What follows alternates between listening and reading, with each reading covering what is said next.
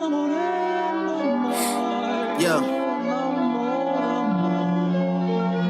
for the city though. Yeah, I gotta light the tower up for this. Yeah, okay.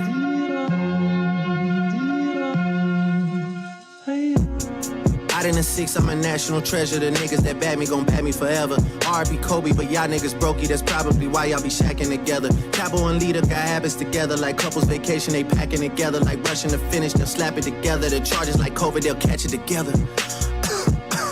They hate me so much, it's a sickening thing. They must have heard wrong on the call. I sent them a sack cause I wanted you shipped to the king. When you was a part of the team, we used to be planning our Mexico trip in the spring. We must have been dealing in spur of the moment. Cause why did we think you could get us a ring? They begging about how you went home, the fucker they own. Crody, we threw him away. G-Pop sent us a real one from Dago, and next thing we knew we was doing parades. Fuck all you pussy man who could relate.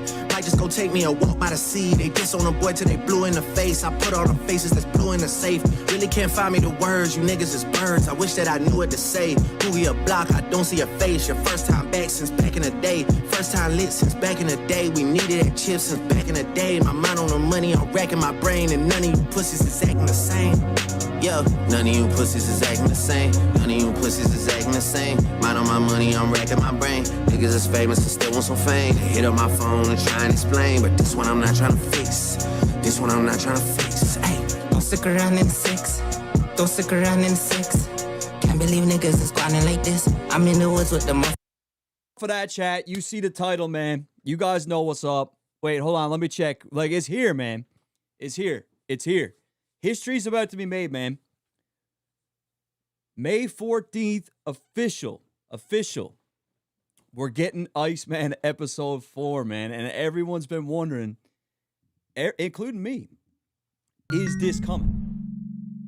Right? Now, yes, I certified Donnell. Thank you for 7 months. You said you called it, bro, with episode 4. You know, I'm not even going to take a whole lot of credit for that, bro, because I feel like Drake and Matt Babel specifically told Complex we will be doing episode 4. Like, you know, the story is not finished. The story is not finished. There's no way they couldn't finish it. The way that it ended, sure, I guess they could have ended it that way, but the story arc of the Iceman character hasn't been finished. We've been seeing Drake. Clearly, he's preparing for this. I think everything that he's just been filming now at this point, probably going to be in episode 4. So a lot of people had issues with the streaming aspect of it and parts being boring and stuff like that. This next one is going to be nothing like that. These guys are about to smash it at the park. Not only are they going to smash it at the park, I think they're going to make history. And I've been saying this on the channel for a while. Whatever Drake is about to do. Hold on 1 second. I got a call from Drake and Driver. Yo, I'm just on stream, bro. What's good?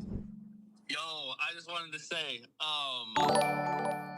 go to my IG. At certified now donated 39 South African rand and 99 cents through super chat. The one with the bomb and stuff? Yeah. The breakdown. Episode 4. Okay, I can check it. I'll check it out on the stream. I'm just on live now. Okay, peace. Shout out to Certified Donnell for the 241. Can't wait for the breakdown. Yeah, when it comes to this, like I said, man, they are not gonna miss. Be expecting something massive. Something big is about to happen. I don't give a fuck what anybody says. Something big is about to happen in episode 4. We're all gonna need to be watching. And of course, just like the first 3 episodes, we're going to be doing it live together on the channel. I hope a lot of you guys will pull up. We're going to be giving away Iceman hoodies. We're going to be giving away OVO gift cards. We got Iceman figurines. We got all kinds of things that we're going to be giving away for that stream. So based on what I'm thinking right now is May 14th is what? Oh, I was sleeping in the bed. May 14th is what? Is that a Thursday? Yeah, so what he's doing, let me share my screen. My bad. Basically what he's doing is what a lot of us have suspected he would do for episode 4. It seems like to me he's dropping the episode and then the album is going to be out at midnight. So it's going to be a crazy night on May 14th where I believe we're going to get the episode rolling right into the album. It's going to be crazy. It's going to be crazy. Now, I'm wondering, how much of the album is gonna be At into Yami the 100K episode. donated Obviously, he's $1.99 gonna through Super continue Chat. telling the story, With Drake visiting but himself how at is the he gonna roll it cemetery. out? Like, I'm assuming we're gonna be getting official Iceman music in that stream, right? In that episode, there's gonna be full on records that are on Iceman, the album, are gonna be in the stream. The question is, how much of it? How long is this episode gonna be? Is he gonna do the full album? I don't know. I don't know if he'll do the full album, but I think he's gonna do quite a few records. Like, you know how he's been doing the snippets in between for the first 3. Now I think we're gonna get the real first time hearing these records. The official records are gonna be in episode 4, right? Shout out to Crypto 3 over on Kick. Yamin 100K, $2. With Drake visiting himself at the cemetery, I don't know. We're gonna have. I mean, there's been a lot of references to cemeteries and stuff like that from Drake. But look, first thing you come on here, Drake says right here, look, episode 4, May 14th, bro. May 14th. Look, so we got this. We got the 4. Like, I think this is really going to get a lot of people excited because we've all been wondering, are we getting it? You got to keep in mind, the last episode that we got was 8 months ago or something, around there, right? Iceman in red. And you could see he has this one, and it's kind of, this is the first one. So he's showing all the behind the scenes of episode 1 here, right? Where we got, this is clearly like some behind the scenes stuff. We got the blocks. We got the saw. We got the Iceman truck that he was driving. Here's the totes and stuff. What else do we got here? This is all like tape with duct tape and stuff. We got this little symbol right here is actually Ben Dorado's company. Or I think so. I think so, yeah. We got him in the lunchroom. We got Iceman on the screen. We got these cables and everything. History. So he's kind of going over, and then what is this? What did I miss? What did I miss? What did I miss? It's just like a playlist of what did I miss records. Some behind the scenes of, what does it say? Drake just broadcasted himself to an entire city and walked away untouched. His influence is insane. Yo, if anybody, whoever wrote this, props to you because it looks like Drake is featuring, this looks like maybe a tweet. I thought the same thing. I thought the same thing when he was going through the city like that because, it's kind of rare for a star of that magnitude to be. Now, obviously, he had security with him, but he had his window completely down. He was extremely vulnerable. Anyone could have came up and did anything. He was shaking people's hands and shit. But Toronto is Drake's city, man. They love Drake in Toronto. What does this say?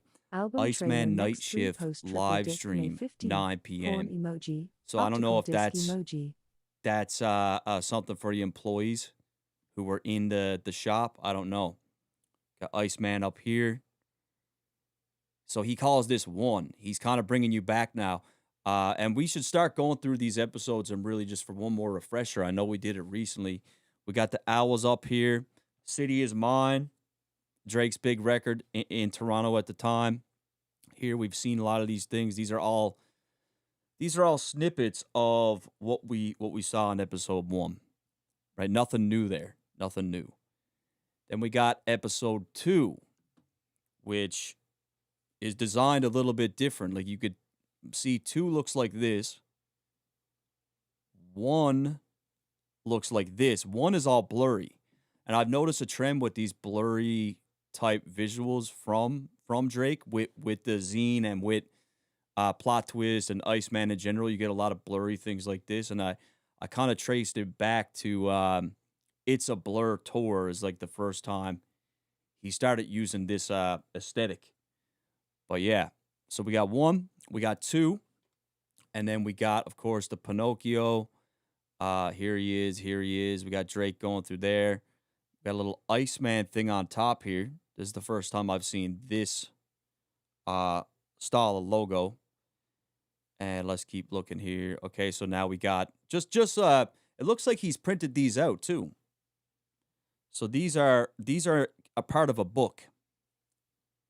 So is Drake doing like a big zine at the end that you could purchase, I wonder, of all these things that are going down? Because like I talked about this before, but Frank Ocean had a zine as well with his project, and his was kind of similar. So I'm wondering. See, boys don't cry. So he had this is Frank's zine right here that you could buy at one point.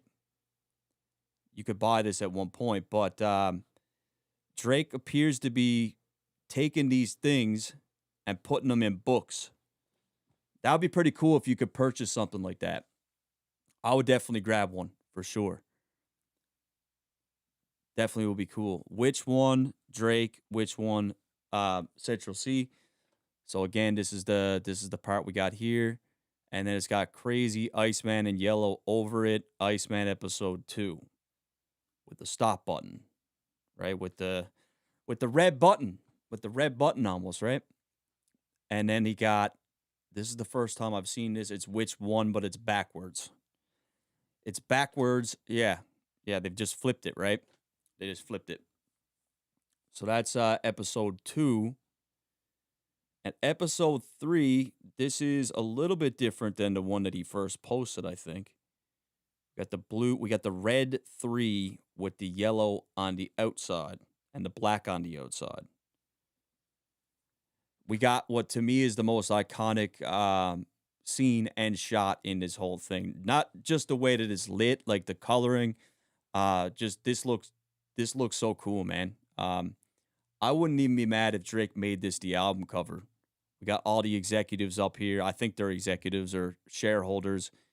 Contract negotiation is going down. Like, that's what's really interesting about the position that Drake is in is one, he is actively suing his label, who he claims tried to devalue him during a contract negotiation. He's actively dropping allegedly his last project for that label.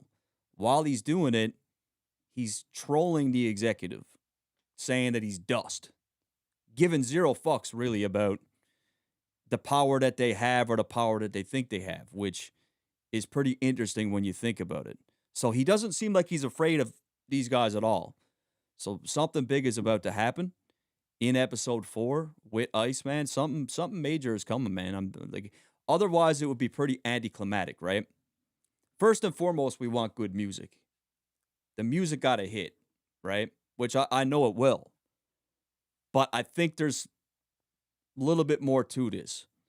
A little bit more to this at this point. He's telling a story. And interestingly enough, about this breakdown, not only did Drake like my breakdown, but Ben Dorado, the guy who designed, he's a big player in putting these together. He also liked my breakdown. So I always felt like that was a decent indication that obviously I didn't get everything right, but I think they were subtly telling me that, you were on the right track in some way with that breakdown. I was always pretty proud of that breakdown in particular. So I think at the end of the day, regardless if I find out if I was right or not, I think we're going to find out exactly who the Pinocchios are, what they represent, and obviously we're going to find out what this whole thing meant at the end. I think he's going to, like, after episode 4 is the last one. We're going to know exactly what all the episodes meant. We might have to go back. We might have to go back after episode 4. And, there's going to be parts where we'll say, oh, so that's what that meant in episode 3, or that's why he did this in episode 2 or 1. So we're finally going to get to figure it out. So we got here National Treasure, and we got, I can't really quite read that. Tetro. Okay, so this is the name of the Tetragramma is the name of the place.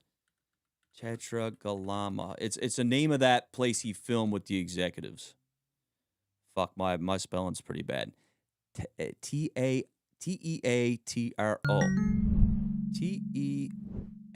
Teatro. Oh, I'm pretty sure that's what it is. At certified Nell Oh man, donated what is the 39 G? South African G rand and 99 E cents through R Super O Chat. L A You M think he's O. going to release a single? Okay, mine's nowhere close. G-E-R. Okay, see?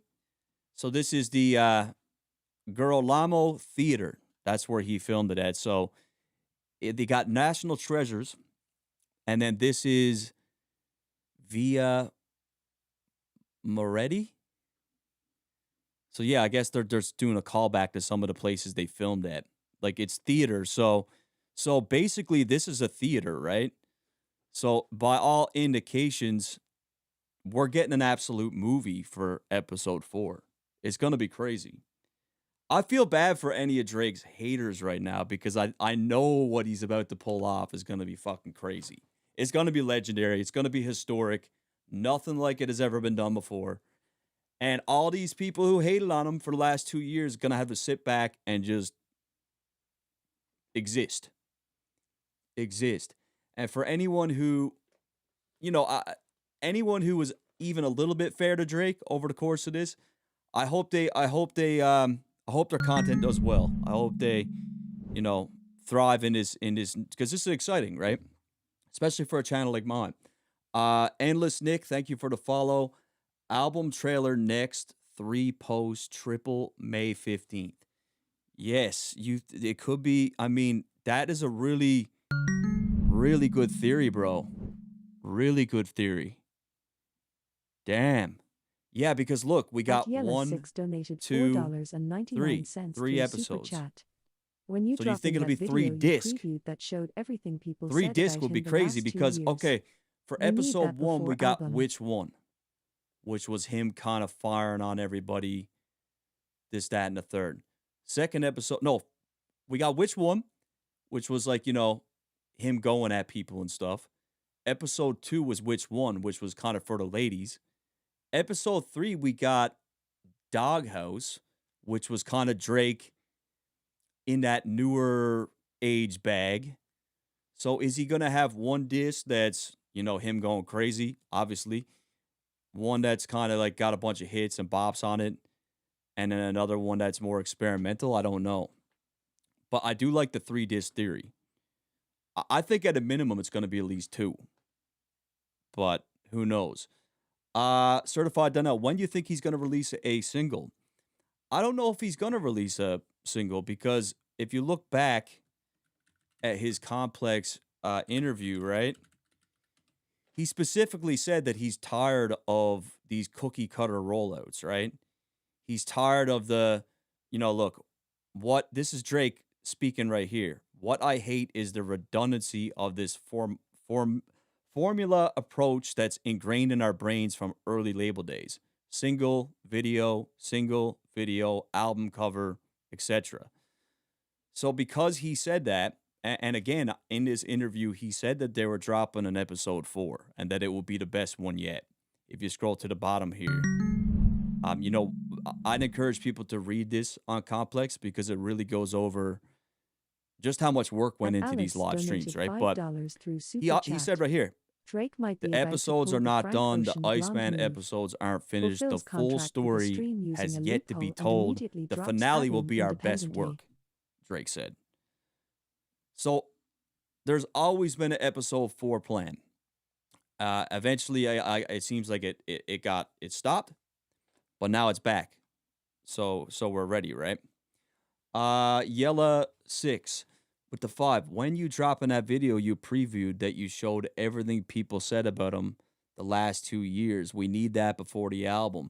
Yeah, after my zine, I was thinking about doing it before the album, but I think what I'm going to do is once Iceman drops, I'm going to do like one crazy massive piece on Iceman, like the character arc, like what it meant, and then the album itself, and then everything, like kind of just one massive documentary, right? But part of what you're talking about, Yella, the part of all the people and like the shit that they said about Drake, that's part of his story arc. That's part of Iceman. The way the media treated him, the way the media portrayed him, the way that people acted. And I think people forget because people say, oh, it's just a battle.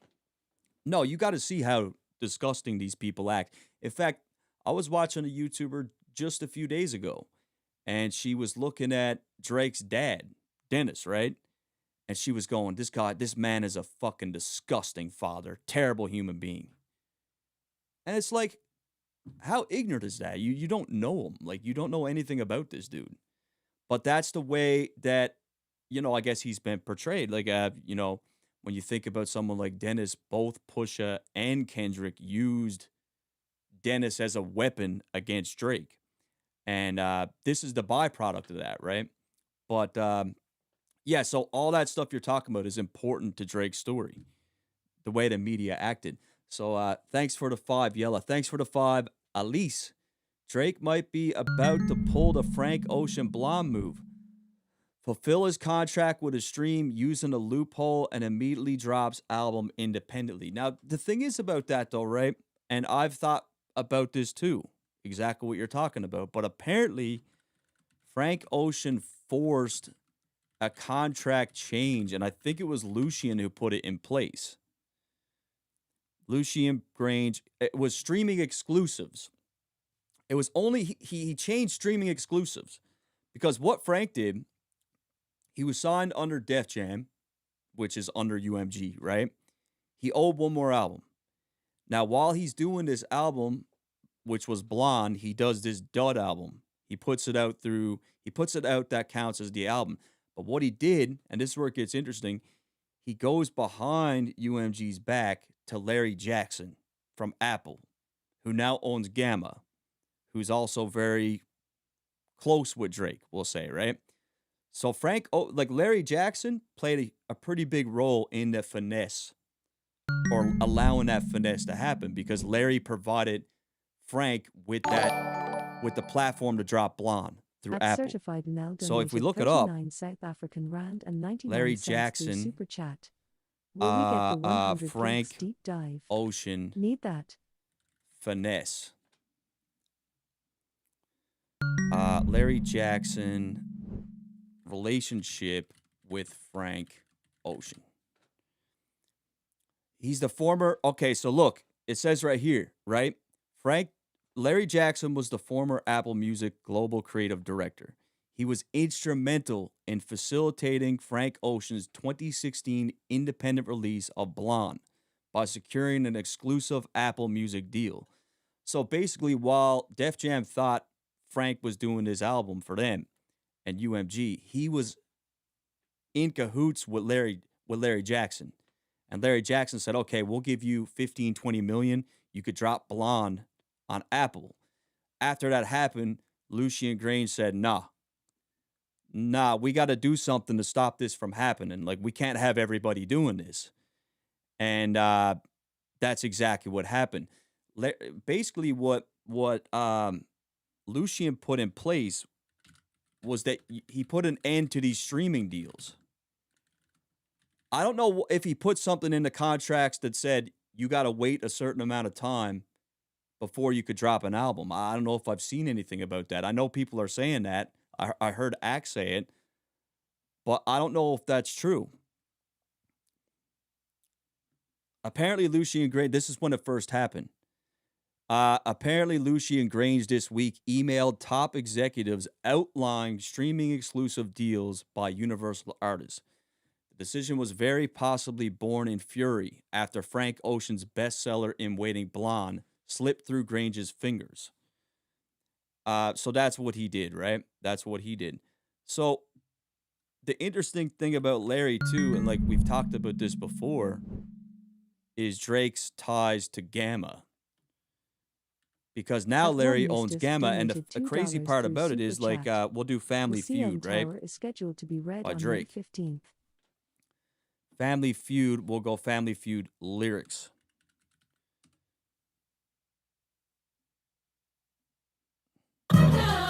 Yeah. Phone, he in a whole different mode. Angel Head, 2A, CD Bank is approving loans. I'm thinking of paying Wayne with Universal O's. My niggas spend a lifetime going platinum and gold. I just got paused in between just to, you know what I mean, not get flagged. He should own half of the label, shit out of control. Somebody get Larry Jackson on the phone. I need some ownership if we press and go. Somebody get Larry Jackson on the phone. I need some ownership if we press and go. Now, at this point, Drake was already like kind of the golden boy at Apple Music. Drake pretty much single-handedly changed streaming along with Larry Jackson. And Larry talks about this. Drake and streaming. Let's see. Let me see here. It could be this one. It could be this one. I was watching this a little bit earlier. Let me just go here. And we'll go Drake. Show the transcript. Drake. Let's see. Here we go. I was talking to Jimmy Iovine about this the other day. We were reminiscing. In 2014-15, started working with Drake in the weekend. And it was really difficult to convince people that streaming was going to become the new medium, the new source of music consumption. But Drake in the weekend believed, and at that point, with Drake, it really was like Michael Jackson getting on MTV for the first time in 1982.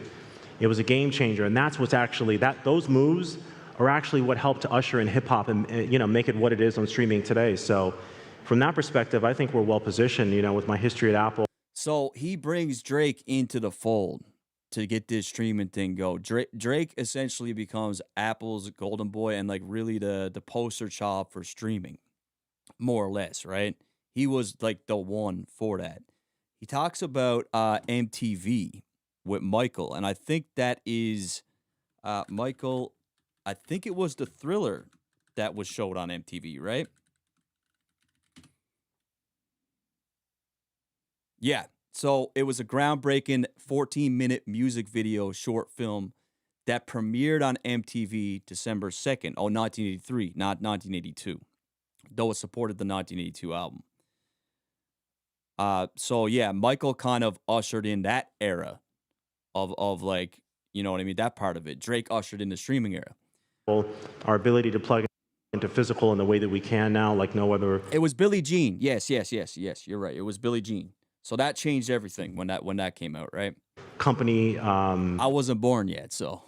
Just seeing exactly the pie chart of streaming in the United States, streaming. So I think he talks about Drake a little bit. The interesting thing is the line that I just showed you, right? The get Larry Jackson on the phone. I need some ownership if we're press and go. The interesting thing about that line is what inspired Larry Jackson to create Gamma. Was when he heard that line from Drake, he started to think maybe there's a different way to play this game. And now Gamma has become the fourth record label. It's becoming the fourth record label. It will be the fourth record label, kind of designed to compete with the big three. He's doing things differently, and that was why he did it. But if you look it up, Drake's Family Feud inspired Gamma Records. Someone get Larry right here. Watch this. Frig. Hold on 1 second. I got to put this into one of those paywall bypass things. Paywall bypass. Just wait with me. Just wait with me. I want to show you guys this.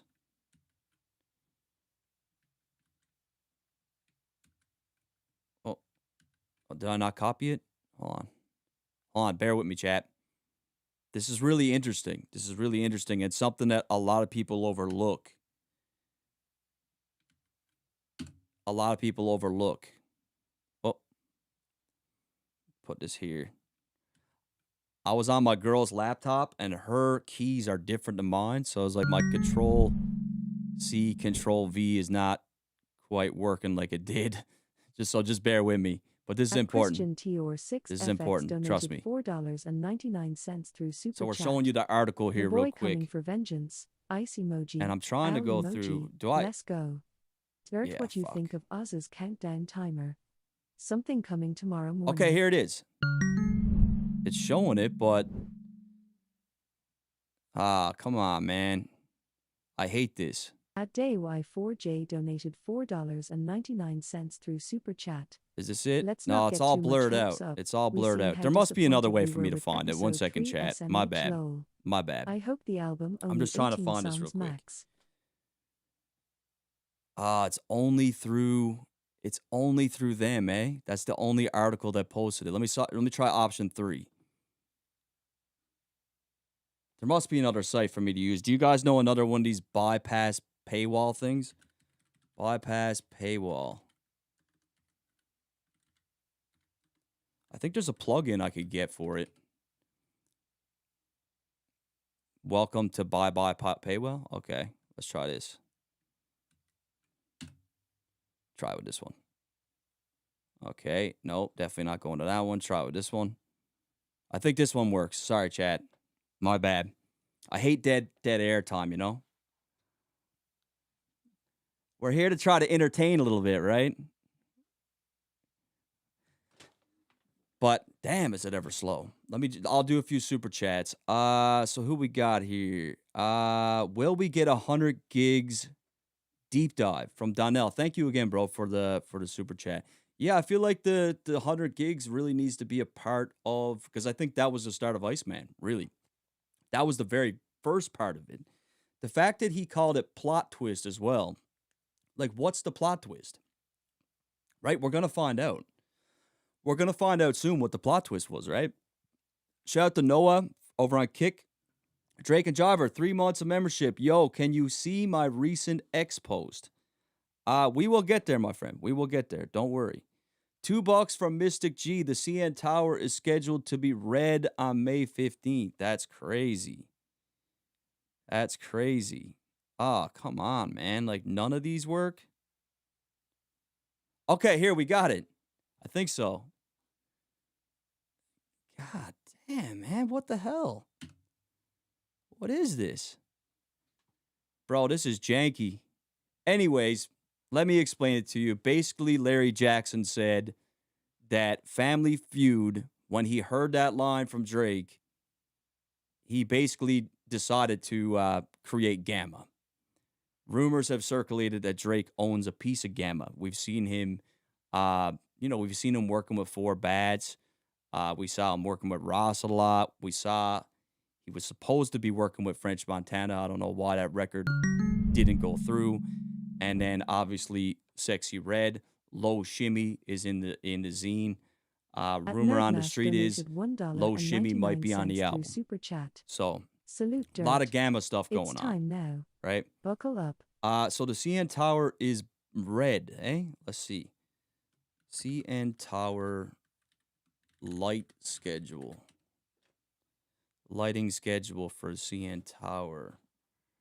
May 15th.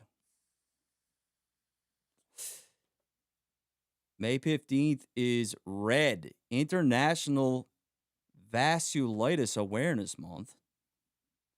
What is vasculitis? Let me see. International vasculitis. It's a rare blood vessel inflammation with International Velasquez Day observed on May 15th. The Awareness Month aims to educate on the diverse autoimmune conditions, promote early detection. Okay, I never ever heard of this before, so I guess it's doing its job. I've never heard of that before. Have you, chat? Have you heard of that? I haven't.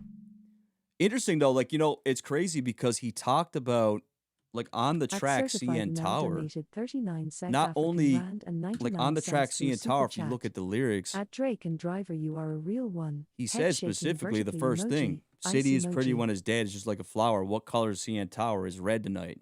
Just like the text I sent you from the bed tonight. Read it because I really think I said things right. So he talked about it there. He also said that the tower was green in that song. And he said that the tower was blue, I believe.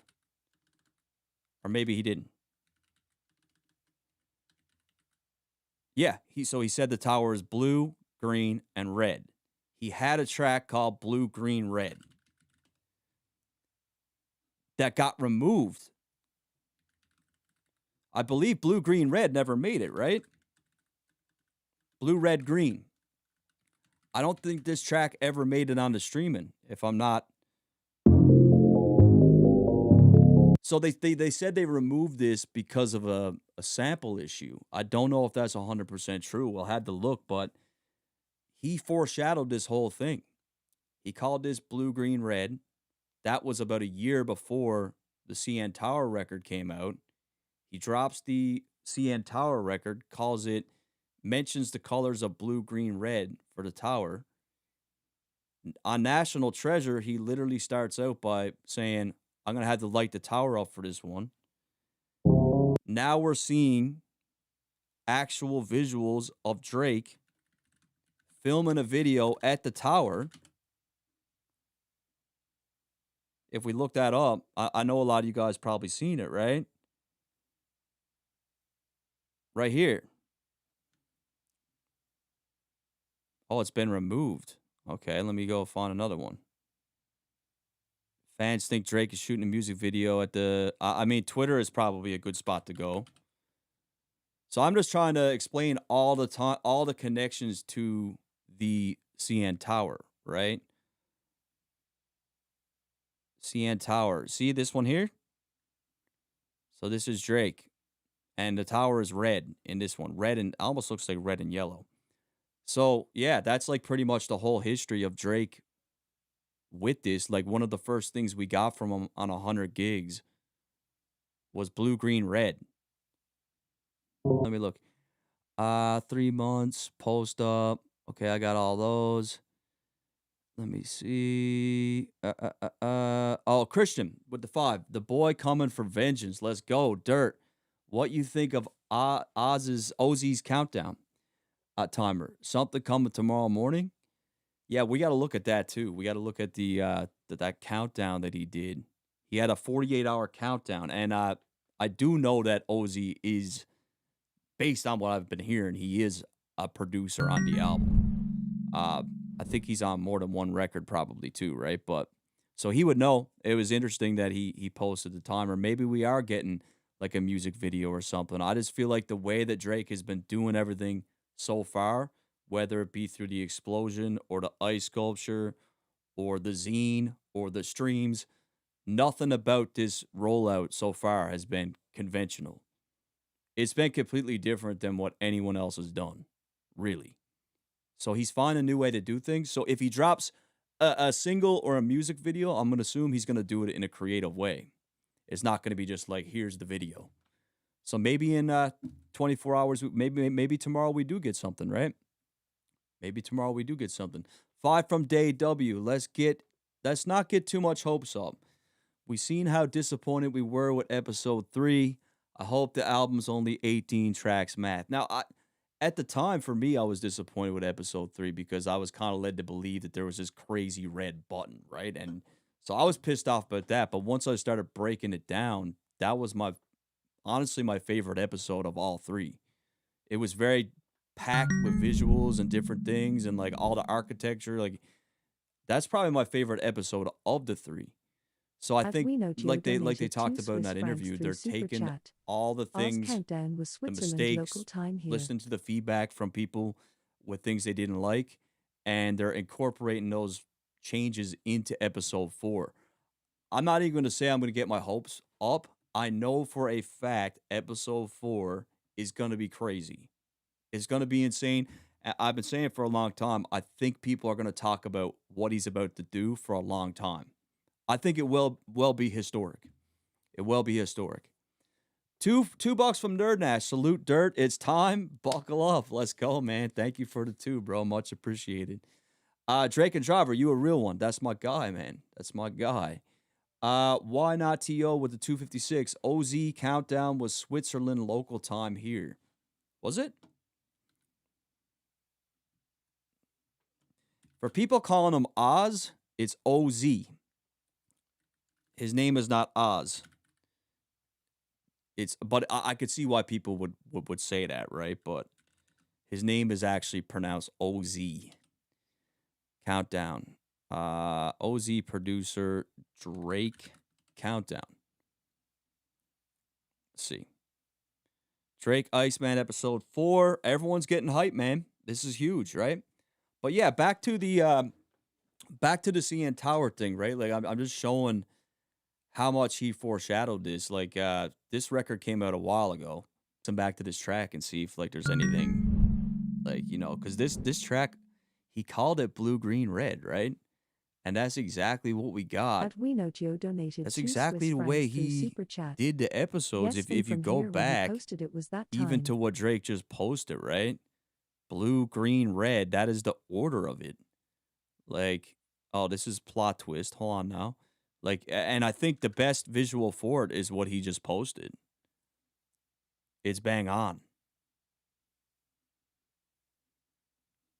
What is up with this slow? Okay. So look, we got episode 1.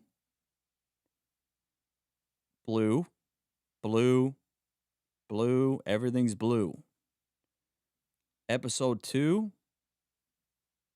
Green, green. Greens. I don't really know, but the outline around, I think it's more about the outline around the first thing. Because just look, well, not really though. Not really though. Maybe it could be a reach. But now we see episode 3 is red. Or episode 4 is red. So I don't know, man. But blue, green, red is something he's been talking about for a minute. Tell her the shade that I'm in. 30 days I have been sober. You say his last post was blue, green, and red on plot twist? That's the thing about this plot twist shit and the zine too, right? Is the fact that as things progress, we're learning more and more that these random things weren't random at all. He's got green, red, blue, and yellow. Yellow seems to be another color that goes into the mix, because even when we look at the zine, right? Even if we look at the zine, it comes up, there's like a switchboard. And we do see those colors pretty prominent throughout. Where's the zine? 1 second. Right here, ICEMAN zine. May 15th. If you go back go back a ways, right? First of all, like green, blue, red, and yellow are like pretty prominent colors throughout this whole thing, but there's even the switch right here that has those colors. Well, now there's an orange too, though, so I don't know. But as you can see, blue, yellow, green, red. I don't know, blue and yellow. Could be, there's something with the colors. I think there's something with the colors for sure. How were people at the time hating on this? It was so bizarre. Like, this is a banger, bro. To me, this is the best track out of the whole 100 gigs. I do like No Face, but I love this record. All right, I can't remember why it didn't get posted. I think maybe it ran into, what is it? Blue, green, red, Drake, copyright. I think it was something to do with copyright. Yeah, Drake removes the new single in Wake. This was back on October 4th, 2024, which was just months after the beef, right? So he dropped 100 gigs, mega compilation of 100, seemingly due to allegations of copyright. The single Blue, Green, Red uses dancehall artist Tiger's 1991 song When, and was released without full consent to sample. This overnight and subsequent legal trouble add to the already blemished 2024 that Drake has had as an artist, primarily due to his public feud with Kendrick. However, tensions recently escalated. So where did this come from? The Mercer cluster? So I don't really know. I don't really know how accurate that is. Is that something his team put out there? Did he just take it down himself? What does it say? Boy Wonder confirms blue, green, red. Okay, what does he say? Drake producer Boy Wonder has confirmed the removal of blue, green, red from streaming platforms. He says this was due to a sample clearance issue that isn't getting resolved, and it could possibly be back up, he said. Okay, so I got no reason to think that Wonder will be lying. So it seems like they really did have an issue with clearing that record. I you thought it load was the one of the stream best up records he after? dropped at the time. Shout out to Tyler McKinney for the subscription and off dar dar. $2 from 256. Yeah, I'm from there, and he posted it from that time. Okay, so yeah, that would mean that something would happen. According to Ozzy's countdown, something will be happening in the next 24 hours, right? Which brings us to Thursday, which is usually when new records drop. So maybe we do get something tomorrow, right? $2 from Cody Keith. What's up, Dirt? You leave the stream up after? I did. I leave them up. Sometimes you might see them get pulled down. That's not me.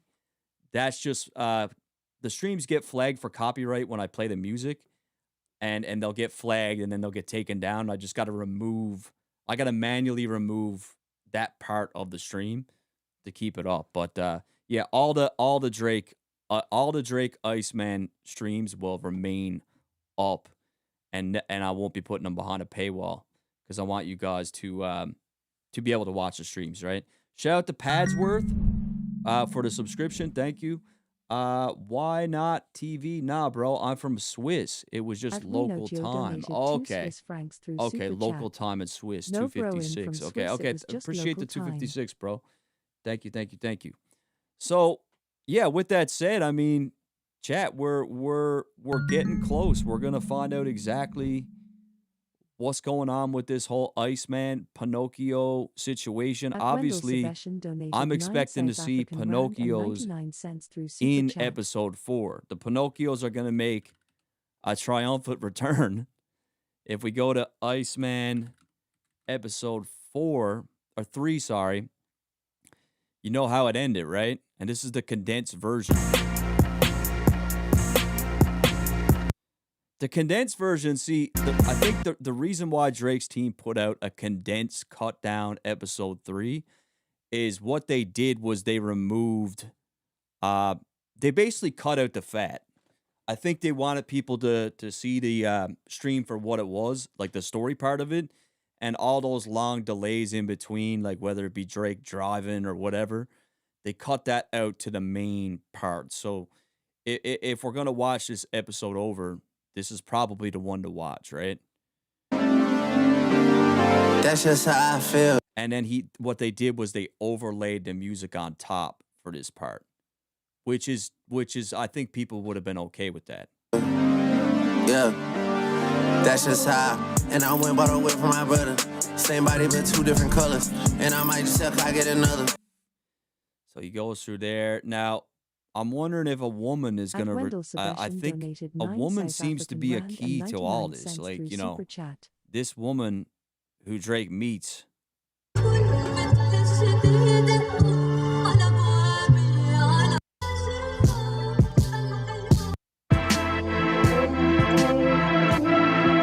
Now, this guy in the back is definitely Lucien Grange. I'm telling you right now, it's a stand-in to look like him.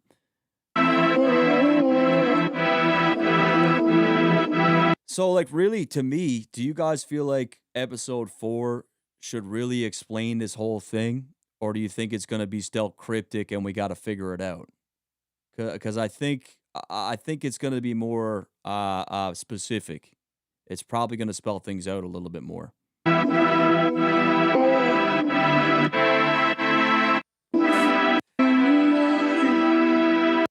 Right? But this is the girl that he meets. And you can see he's wearing this outfit here. You see that red card right there. She ends up giving him that.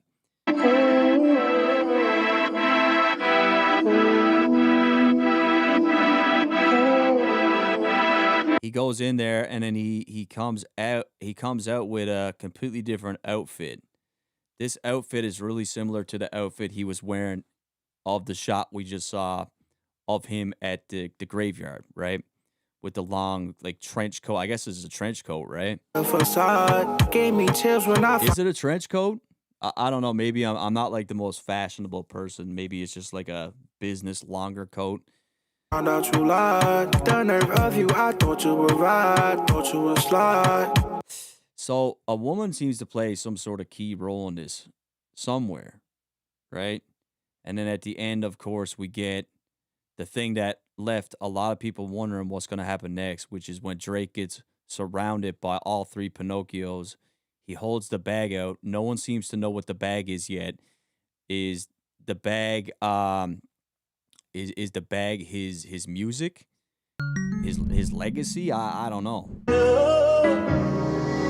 For me, yeah, yeah, you've got your love locked up for me.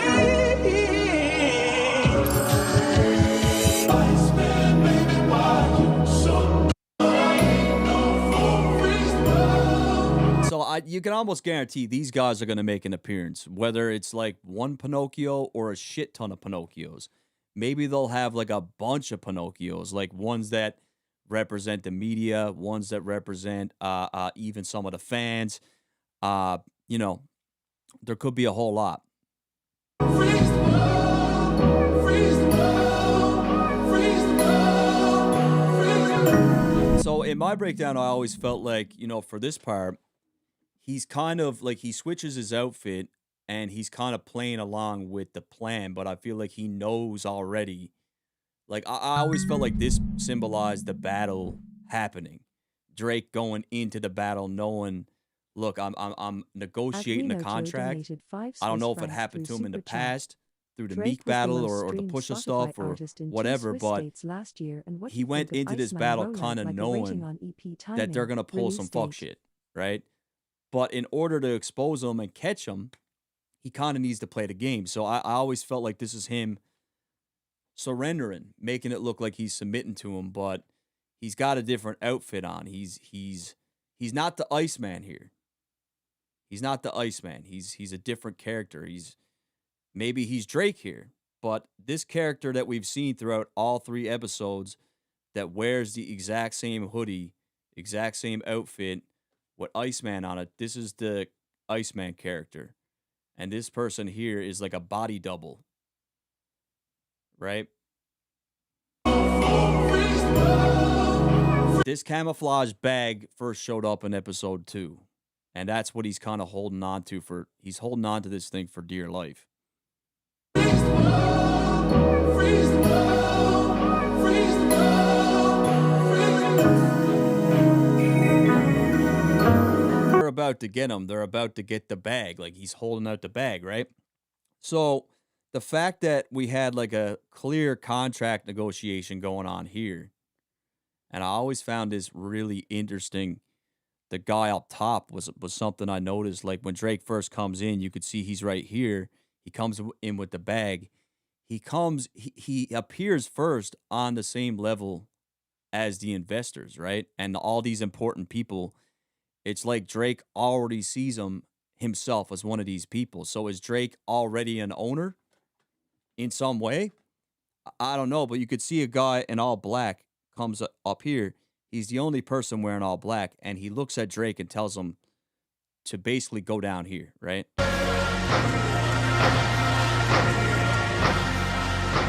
Right here. So you see this guy right here? Watch. He gestures towards Drake. Drake looks up at him.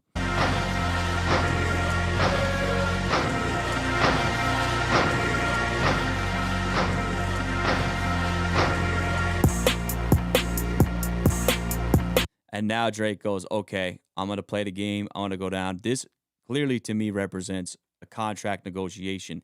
And whatever's going on, this dude with the long hair obviously meant to represent the label. And he's telling him, give me the bag. You could see, watch his hands. Drake's got the bag, right? Cough it up. Give me that. Is that his music, right? Is that his catalog? Because I have a feeling like a lot of this is tied to Drake's ownership of his music. Like we know that first chunk, as far as we know, that first like 5 to 8 years, whatever it is owned by UMG. It wasn't until I think after Scorpion where What's the Dirt and Iceman those collab May records, those are 15? his, right?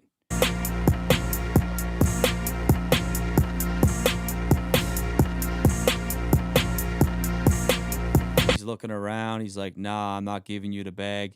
All of a sudden, this Pinocchio shows up. The minute he shows up, he bounces. This Pinocchio could very well be one of the executives or you know, one of those guys. Like we need a plan to devalue him though. I do think this is heavily tied to the lawsuit though. Clearly, right? This whole scene, the whole story. I think he's trying to tell you his story of what he thinks happened. So Christopher Jackson, thank you for the sub, and Vazil G, thank you as well. 640 from Why Not. Drake was the most streamed Spotify artist in 2 Swiss states last year. And what you think of the ICEMAN rollout, like a rating on episode timing, release date? What do I think about the ICEMAN rollout, like as a whole? I think it's been amazing, bro. I think things like this have never been really done.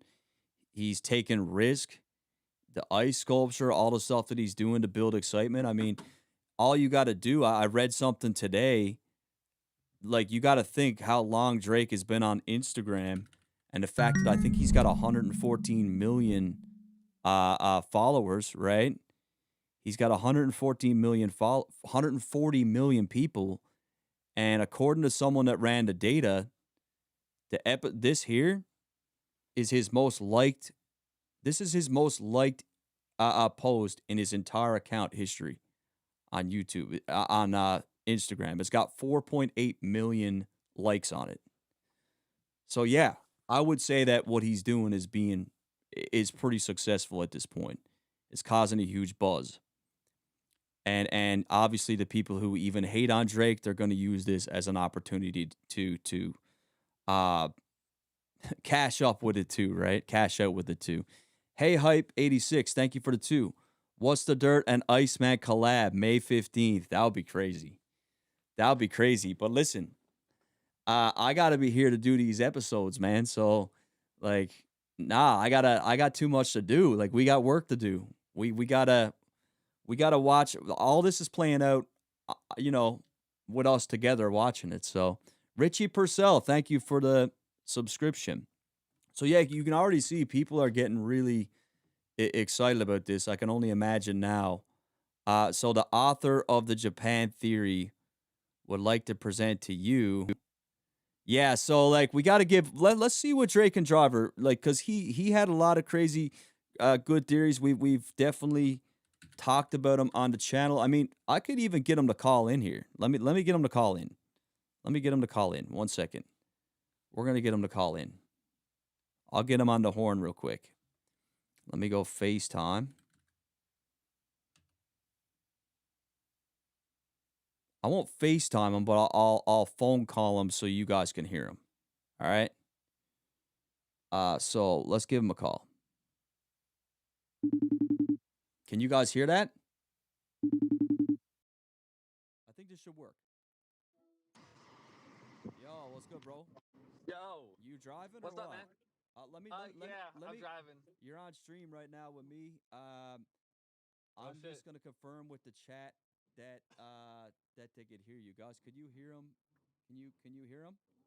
You can. We're doing the DJ Academics method. We're doing the DJ Academics method. Man. Right Hell now, I yeah. got you on FaceTime. I think it's actually working, so it looks like it is working. Do you have time to? Do you have time to chat Yeah. or what? I got like 35 minutes on my drive, so I'm chilling. Okay, perfect. So lead the way, man. What do you? We just got episode 4. So what? Yeah. What do you want to talk about first? Like the red, blue, green. Yeah. Well, give us a little yeah. little rundown of like what you feel you called right, or even like what you think's happening, or like the Okay. yeah. Well, I knew so. With the whole conclusion of episode 3, it was easy to be like, "Oh, damn!" At There's a lot of red in it, so we're like, "Oh, that's the end of Jumpman the series right donated there." And I did $19.99 some through digging, Super obviously, Chat. and I put together that theory. And I even texted you privately that I was like, "I don't think there's just 3 colors. I think there's yellow too." I remember you did. And so, yeah. And so I looked into it, and I'm like, "Holy shit! There's like yellow everywhere in this episode." So for me, I felt like this episode 3 initially when it came out, I was like, "Oh, this is like not the final episode. I think we're gonna get a red themed episode." I think 3 was yellow, and I did look around. I'm like, "There's 4 everywhere. Like there's 4 Pinocchios around the table. There's lots of scenes where there's like 4 different shots at once, like almost like surveillance footage." There's just a lot of 4 in that episode, and I'm like, I think he's hinting that there's a 4th episode coming. So I put together that I was like, oh, there's a 4th episode coming. I think it's Red. And obviously the Japan. I've been holding on to Japan for a while. Hold on 1 second, bro. You guys Yeah. say his this dirt worst stream. You can't. Is the volume too low? Is the volume too low, chat? Mike? Oh, I think people can't hear you this way, bro. Oh shit. Hold on, I'll try and figure this out. I'll call you back. Oh, chat, are you saying that I had to hang up from him? I'm seeing you guys. Please cut it up. Good God. Go to audio settings and turn up the volume. I tried. It didn't really quite work. So I guess yeah, that's too low. You both sound low, extremely low. Okay.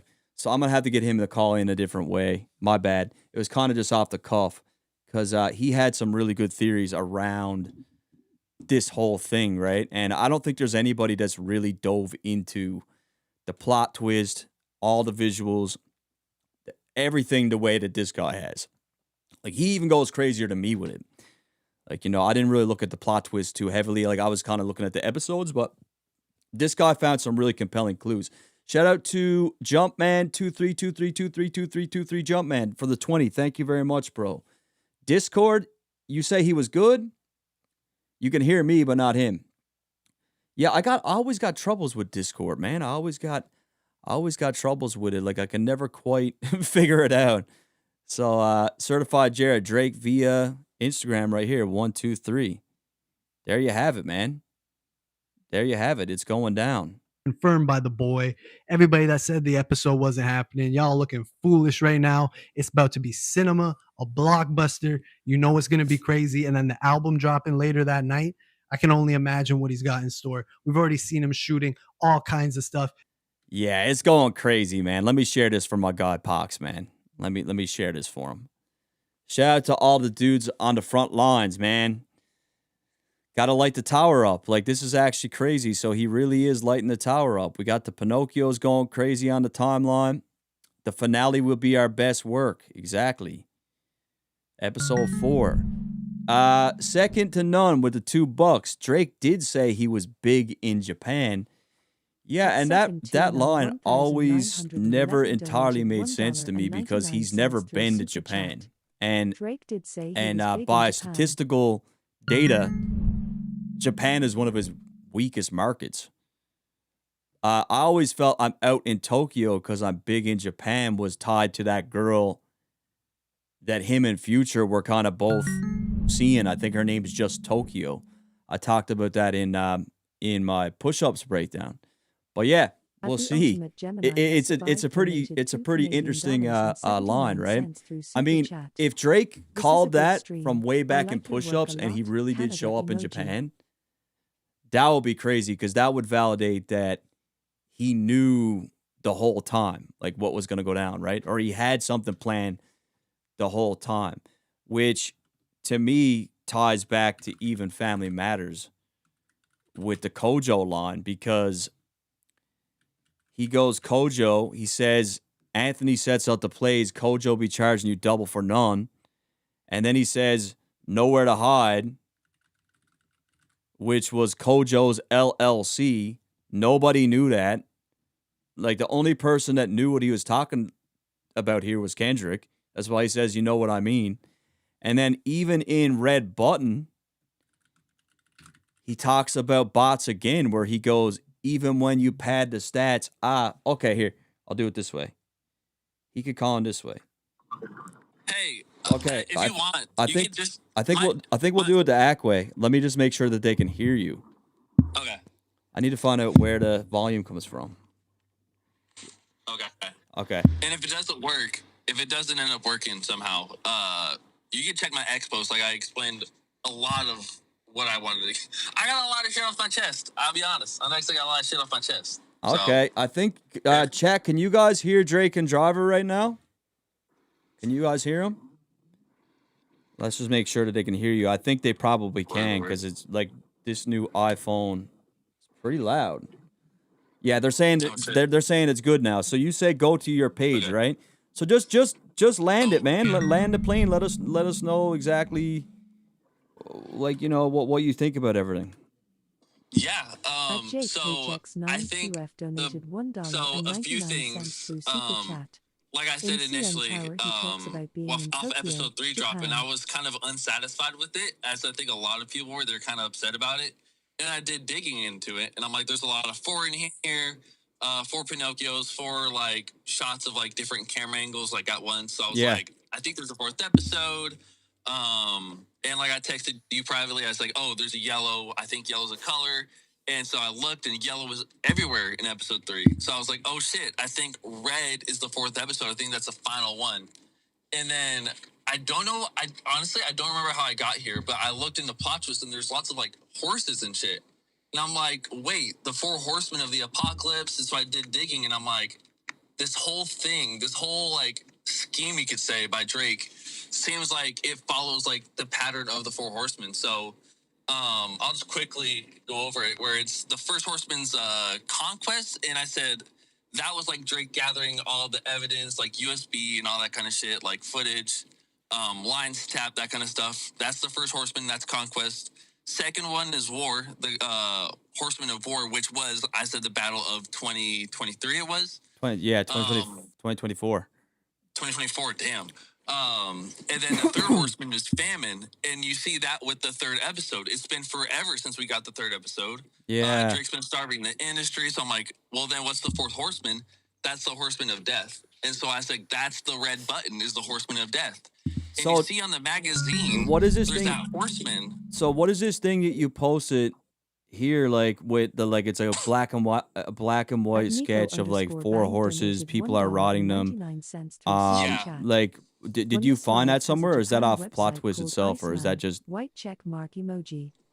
It was I just found it off Okay, Google. okay. I looked up 4 horsemen. And Pl- so you can see in plot shows there's lots of 4 as well, and lots of horses. So I'm like, 4 and horsemen, the 4 horsemen.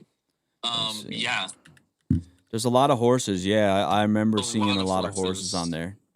hmm And also interesting to note, I think you pointed this out, that in episode 2 where they shot like which one and all that, that was like in, I think they filmed Peaky Blinders there, and that was a horse auction or whatever it was. It was, yeah. That was Yeah, it's, in the Peaky Blinders. It was, yeah. it was, and you see Central C in the Peaky Blinders outfit, so that's a nod to the where it was shot. So I'm like, oh, I think the 4 horsemen is representative of this whole thing Drake's got going on. And like I said, with the magazine, where you see it's like one against all, and then you have the OVO horsemen. Let me see one So second. I- Let me go to that, so just so the chat could see it. Yeah, I remember. Yeah. You got chat. You guys remember the one with the horse on it in the zine, right? It actually just popped up right there. Just one second. Crack the code. May 15th. Yeah, so horses have definitely been a theme. Like there's definitely been a lot of horses popping up. Let me go to Yes. that one in particular. It goes one for all, or yeah, right here. Okay, so it goes the boy. It's got a very similar type of character on the horse too to what you posted. Yeah, exactly. So I was like, that for me, I feel like that just adds to, if this horseman theory is correct, then that means the 4th episode is the 4th horseman, which is the horseman of death. He's going to bring death. And then, well, And- we just seen him in a cemetery, and he's been posting things about Yes. cemeteries. Yep. And so for me, this adds to the red button theory. Something big is dropping. Like he might drop some kind of footage. I don't know. I'm a little iffy on if he's gonna drop footage or not, but that could be that. Well, I think But I yeah. think what he's doing more than anything, man. I think it's like I agree, something big is happening. A lot of people Mm-hmm. kind of try to tie it to Kendrick. I don't think this is like. I think this is a lot bigger than Kendrick. I think Kendrick Oh, yeah, Kendrick 100%. was just kind of a pawn in their plan, I guess, right? Like he was kind of used to do what they wanted him to, but I think he's got bigger fish to fry than just him. And I think what he does next is, I think the most important thing is, what is he doing after UMG? Is he going independent? Is he going to go with Gamma? We know he's close with Larry Jackson. On the other side, we've been seeing him rubbing shoulders, and we know he's in business with Tillman Fertitta. We see Fertitta patches on him. Is he going to start his own thing? Dude, But like that's what I think's coming. He's going to put himself in a position where he could thrive outside of this thing, right? So that's what I think.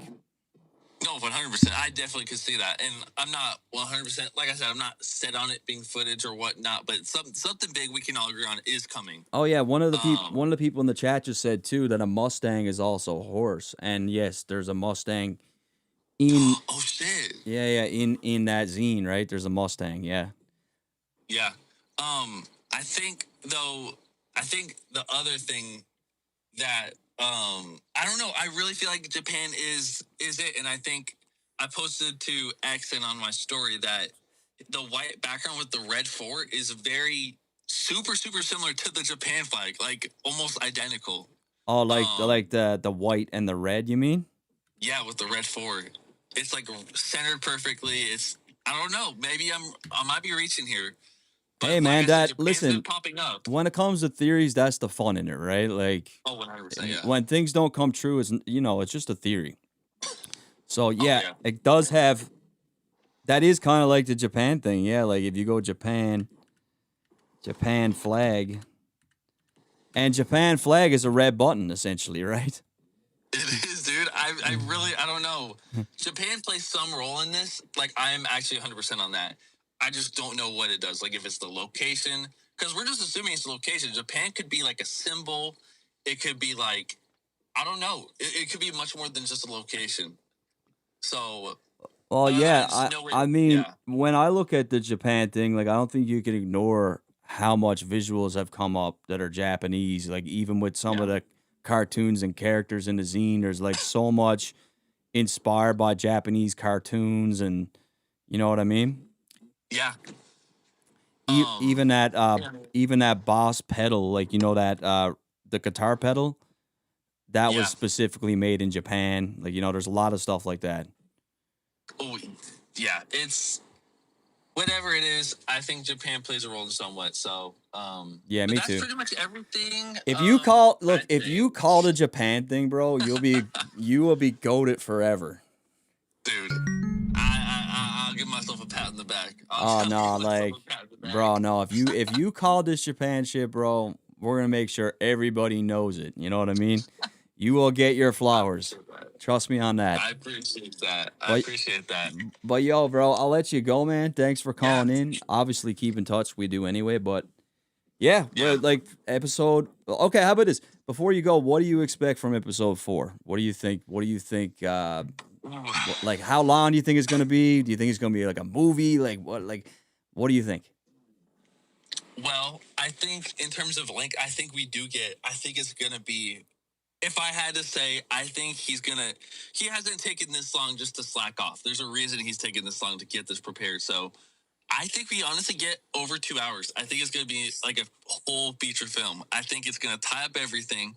I don't think there's because I think with the first 3 episodes, I think he wanted it to be a long wait before 4 so we could interpret things. And like he said on the Complex interview, he likes people, like he likes murder mysteries and like people digging around. So I think the first 3 episodes were serving as kind of a cryptic, like, oh, figure it out kind of thing.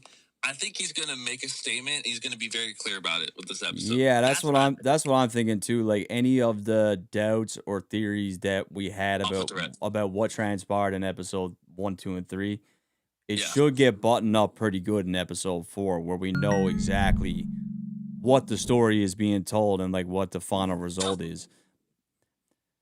Yep, I agree. I 100% agree. I think it's going to be interesting. I think we're going to see a lot of like things that didn't make sense before. They're just going to make sense now. Like, yeah, facts. Yeah, facts.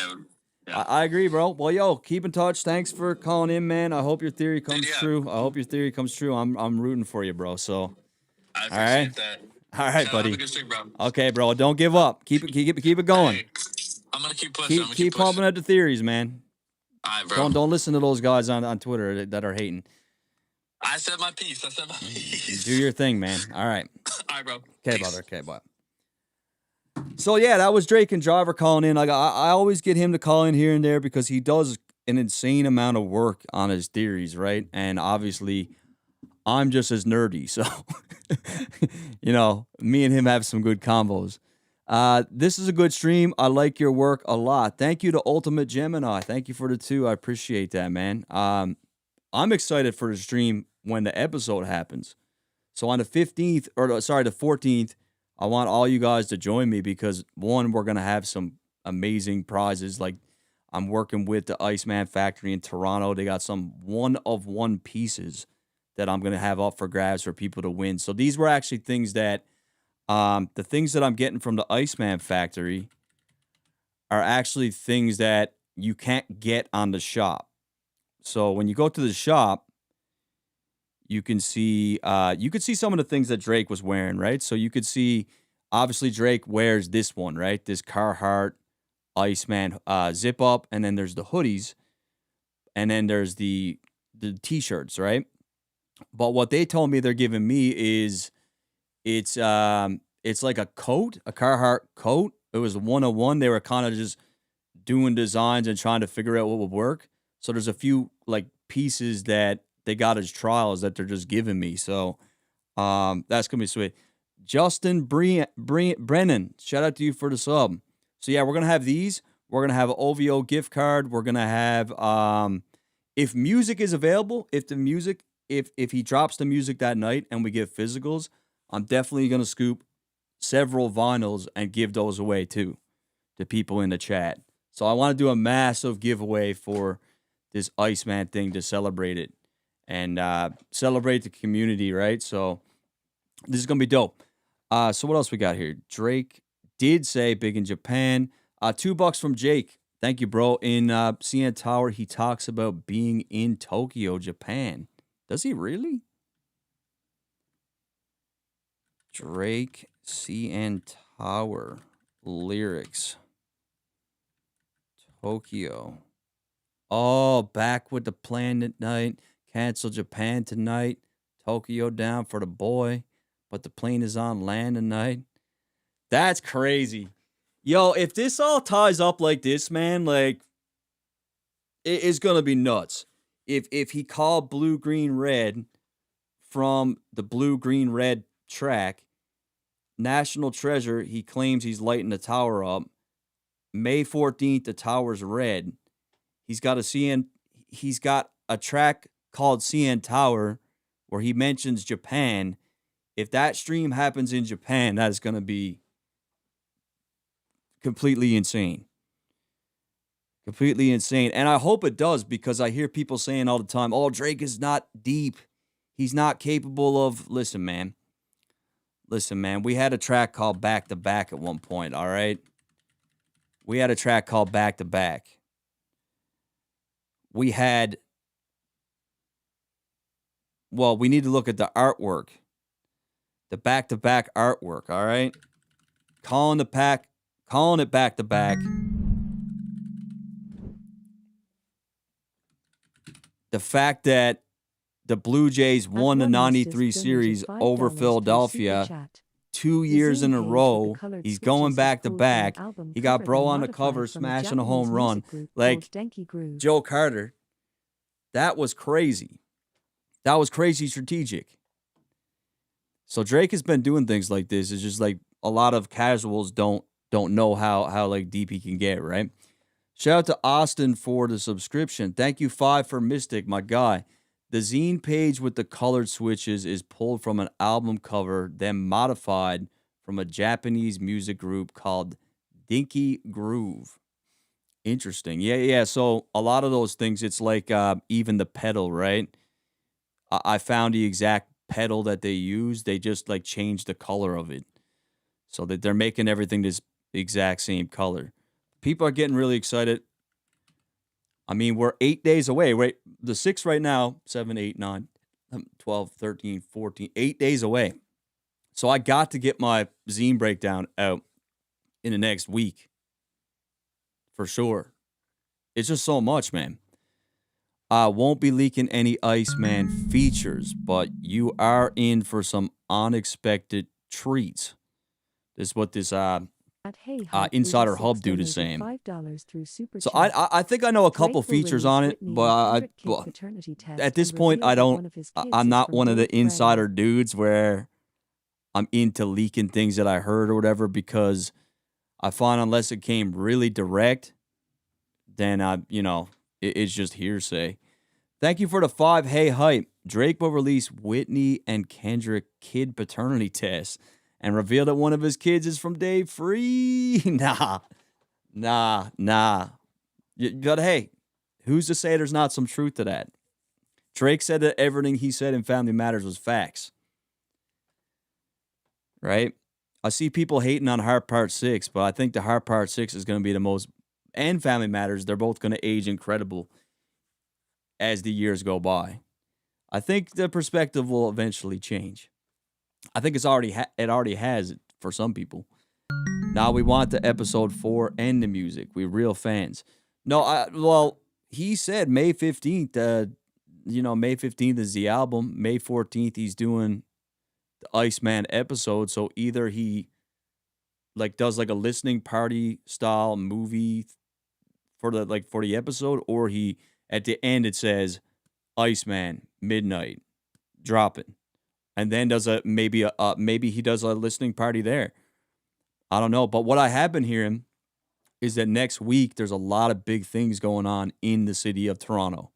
A lot of events are popping up. A lot of big things are happening in the city, so I've been told. Unfortunately, I don't live there, but I've been hearing some big things happening in Toronto next week.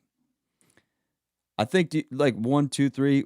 What's the dirt? One of the earliest posts was a samurai, and it had a caption: "Summer vibes up next." Yeah, facts.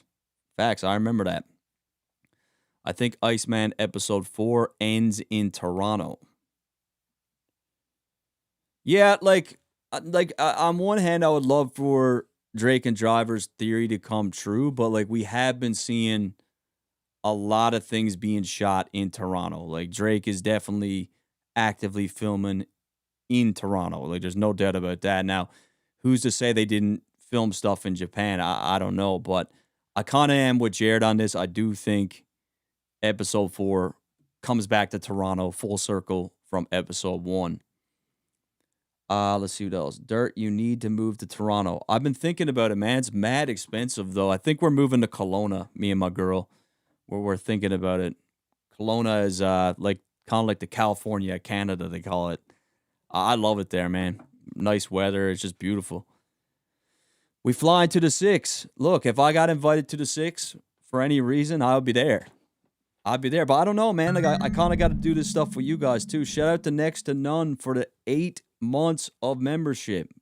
Thank you, bro, for that, for the support and the loyalty. Did Drake actually meet Kendrick Lamar backstage at Kendrick's show in Toronto? Is that what Push Ups was referring to? I don't know, bro. That's the theory. Obviously, we saw Drake there. I always wondered, was he there to intimidate? Was he there to support? By all accounts, I think he was there to support or try to get to the bottom of things, because shortly after that, Kendrick agreed to do first-person shooter. Right? Kendrick agreed to do it. So, and then he ghosted him. So, I think at a particular point, Drake seemed to believe that he was on good terms with Kendrick, enough to ask him to be part of this first-person shooter record. So maybe something did when he says backstage in the city it was friend zone. Maybe he got the impression that, there's no problem between us. We're cool. And like I said, he thought he was cool enough to do a record with them. And apparently Kendrick was saying he wanted Drake on his album. He was telling Drake, I want you on the album and all kinds of things. Kendrick said he wanted Drake on his next project. So eventually he snaked him for whatever reason. I think Kendrick looked at it like, I have a lot more to gain for me. Me. I have a lot more to gain from beefing with Drake than linking up with him. Because linking up with him, I know I can't match him. I know I can't outdo him. I know I can't outsell him. He's way more, you know what I mean? I got a lot more to gain from tearing this guy down than building something with him, right? So That's the way I look at it. I think it was very self-serving on his behalf. Now, did someone from the labels and stuff like nudge him over to that side? I don't know. But I do believe he made a decision that included himself over any sort of unity in hip hop. That's what he did. I also believe he's been very jealous of Drake for a long time. For a long, long time. So it is what it is, right? It is what it is. Have you been going to the gym? You look hella fit, man. I have been going to the gym, man, and it's not even just going to the gym. It's I started counting my calories, like actually literally weighing my food, because I would think I wasn't overeating, but then, like, you know what I mean? I'd be like, oh, I ate pretty healthy today. But then once I start weighing my food, I'm like, oh shit, I've been going over on my calories almost every night, every day. It's like only when you start weighing it do you realize how much you're eating, right? So I think that's been the main thing is just I dropped like 20 pounds in the last 4 months from doing that. So it's been pretty good. Picture on the wall when you cook up. So like I said, what I heard about the picture on the wall when you cook up is that back in the day, Top Dog, all those guys, right? Like, you know how people will post things for inspiration in the studio? Remember when Drake had that like big board for Nothing Was the Same of like inspirations and things like that? So apparently these guys had a picture of Drake up on the wall at the studio. And the reason why they had it there was because of the dominance that Drake had in hip hop at the time. And they said, this is the guy we need to beat. So when Drake says, I know my picture's on your wall when you cook up, that's what I heard he's talking about. And I heard that from a source that's like, he's not completely OVO and he's not completely TDE. He's kind of like, he's just very unbiased, right? He had no reason to lie to me about that. And I definitely didn't make it up. What did the words covering national treasure mean? So those words we just looked over, like, are you talking about the one that Drake just posted? What's boy Wonder posting? Okay, my guy. Oh yeah, we gotta do an academics appreciation thing too, right? Academics, hip hop media. What do you guys think about this hip hop media list? Let's look. Power ranking the 2026 edition, right? So first and foremost, okay, Rob Markman number 35. Like, I got to be honest, right?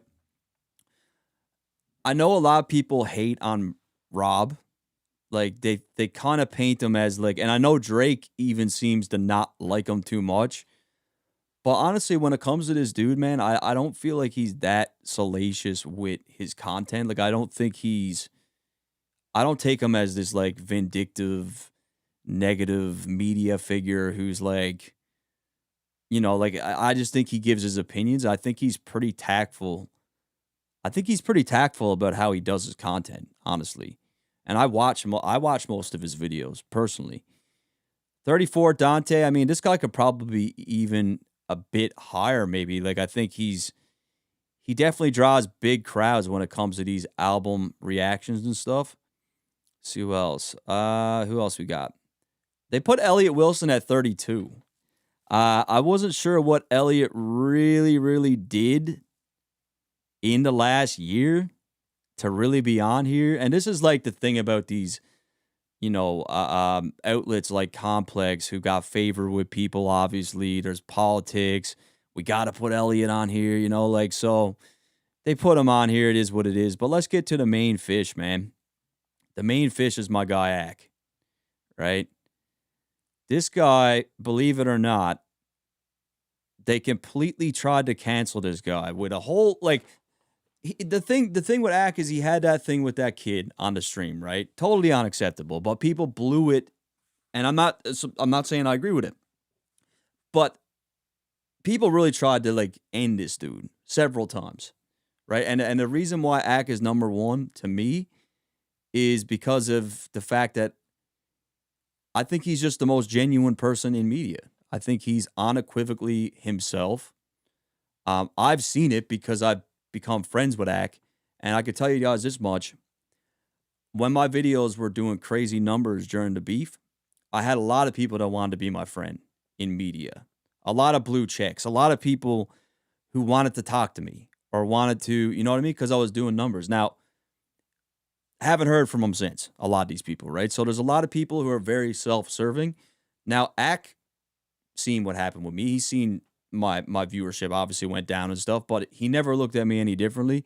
He's always been someone that I could go to for advice. He invites me on stream all the time. He doesn't have to do that. He doesn't really have anything to gain from bringing me on stream, I don't think, right?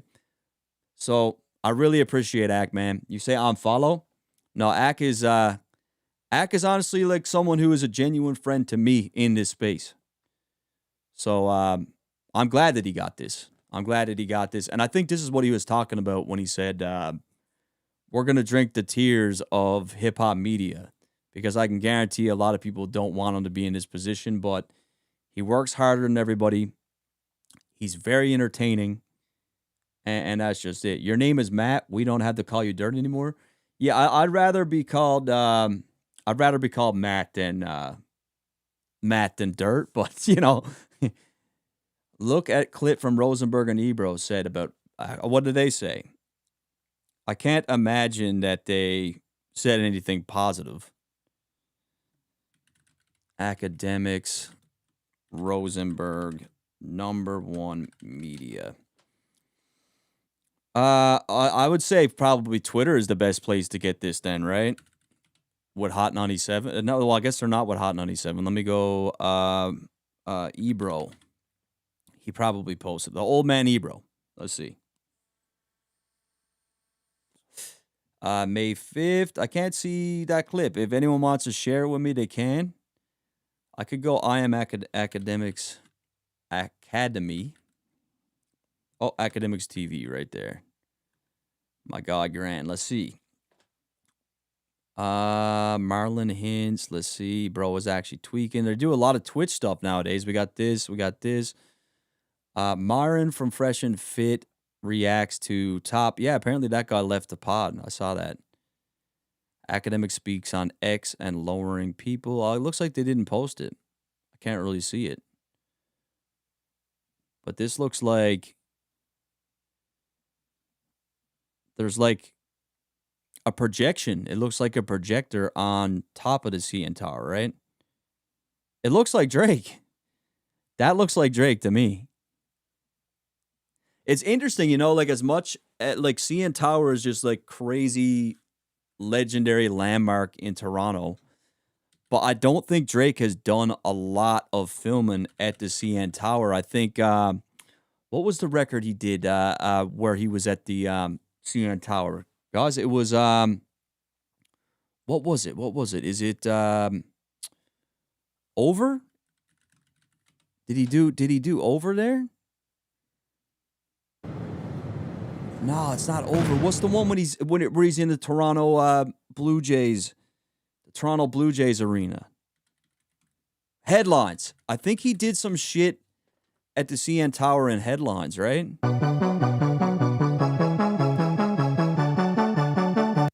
Let's see.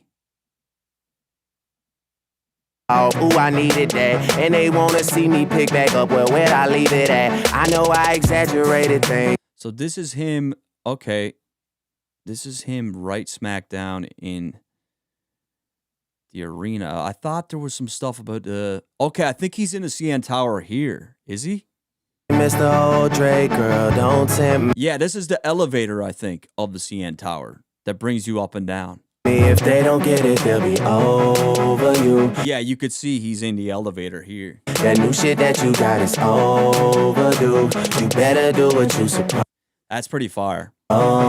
to do. I'm like, why I gotta be all that? But still I can't deny the fact that it's true. Listen to you. I guess it's you and me and all my hundreds and all my thousands. On the rise. Fuck them up. Yeah, so that right there was the CN Tower, and outside of that, I don't think he's filmed there after. Like, obviously, he's at the At MJ underscore CN Tower on underscore member Views, donated and $5 he's through he's Super filmed at a Chat. lot of places in Bro, Toronto, can we like talk the about the the fact that subway and all Drake has kinds been of places. beefing But with UMG the whole rollout? How can we I don't imagine think that he he's will ever release an really album under like them? showed the visual like that. See, here he is. Like we knew this. He's I'm assuming they photoshopped him up there, right? MJ OVO member. Oh, that's my God. Thank you for the 5. Bro, can we talk about the fact that Drake has been beefing with UMG the whole rollout? How can we imagine that he will release an album under them? Well, look, man, like I don't think Drake could get away from a contractual agreement unless there's some sort of like he owes allegedly, and then this is from I think academics reported on this. I think there's nothing been official, but we obviously know from the lawsuit that Drake was negotiating a new contract. So, and it said specifically in the lawsuit that his contract was to end, right? So the writing's on the wall that Iceman is the last album. And contractually, if that's the agreement, I don't think he can get outside of that. What's interesting to me is what he does after he drops on UMG. What he does for the next project. If he has some sort of loophole where he drops and then drops somewhere else. That's what I'm more interested in. But I don't see unless he figured some way around it, like I don't see how he can't drop music that is owed under contract. You know what I mean?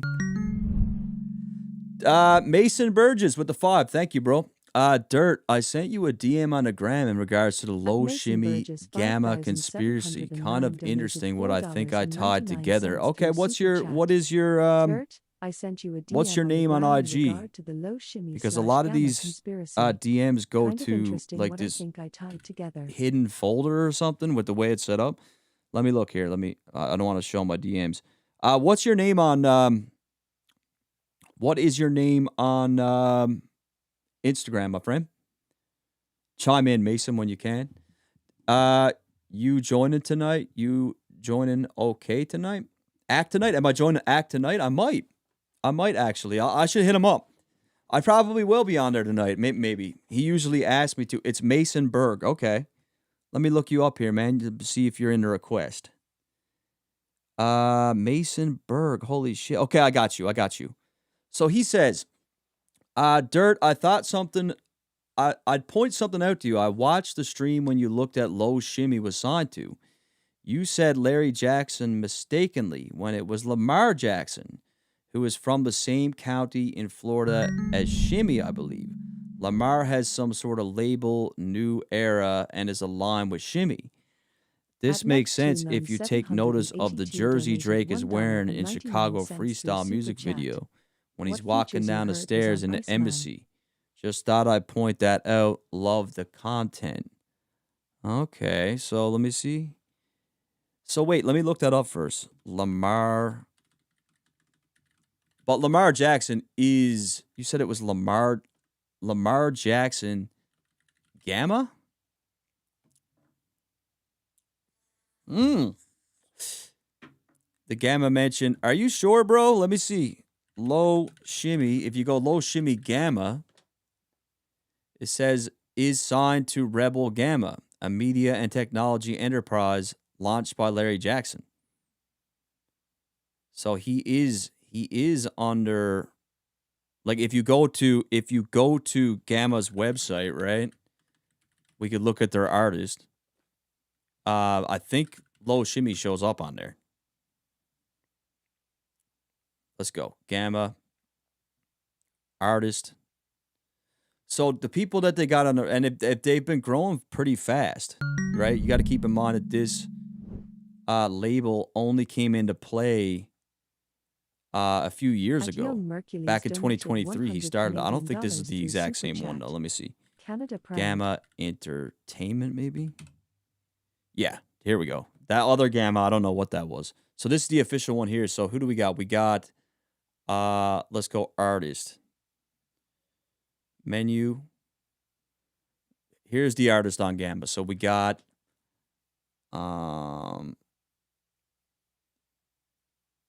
Usher, Sexy Red. Like, how come it's like this? I don't like the way they designed this. So, what? Oh, okay, this is their catalog of what they own.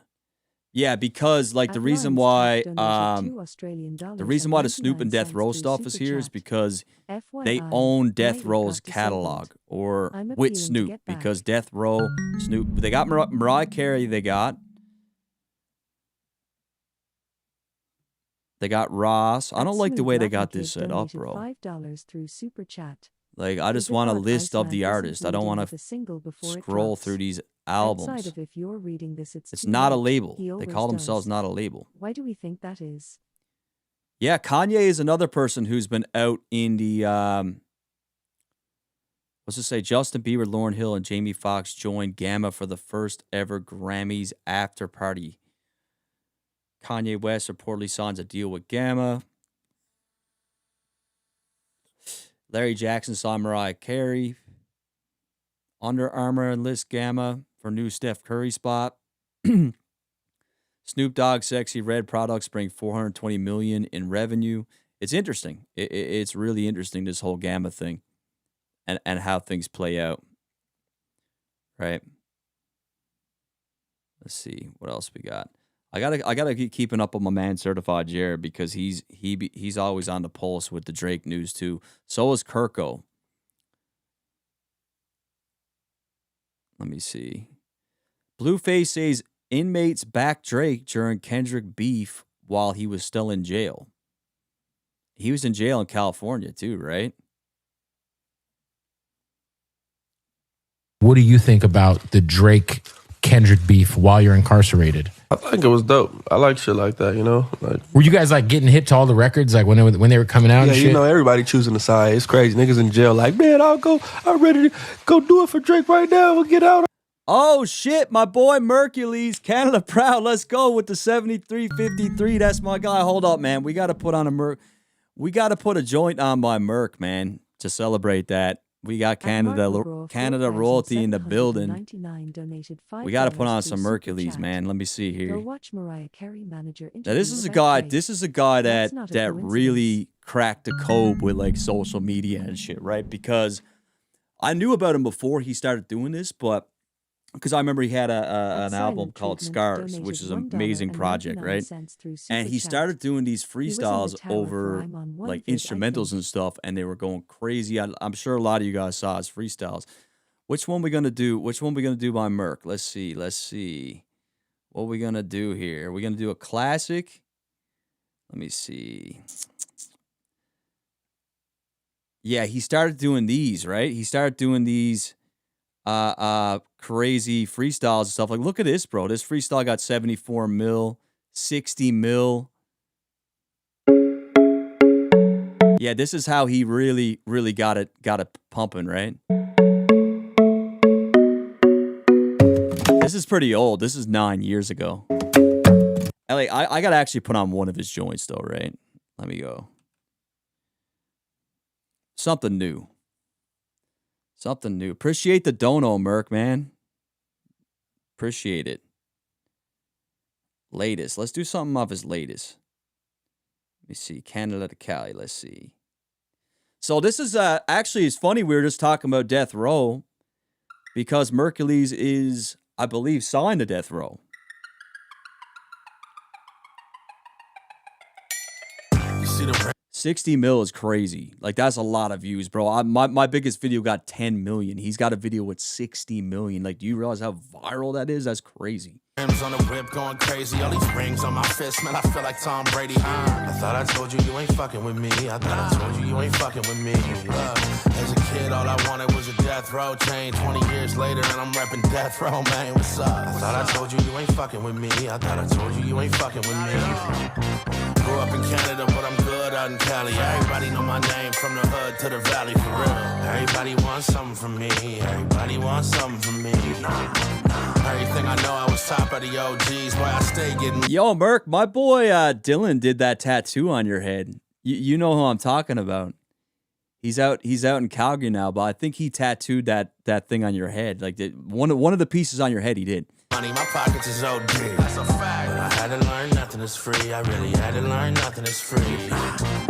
Now everybody want a piece of the pie, but I'm busy counting paper, blowing trees in the sky. Come on. And the funny thing is about Mercules is he was actually there when this Drake shit popped off. When the Rick Ross, remember when the Rick Ross shit popped off?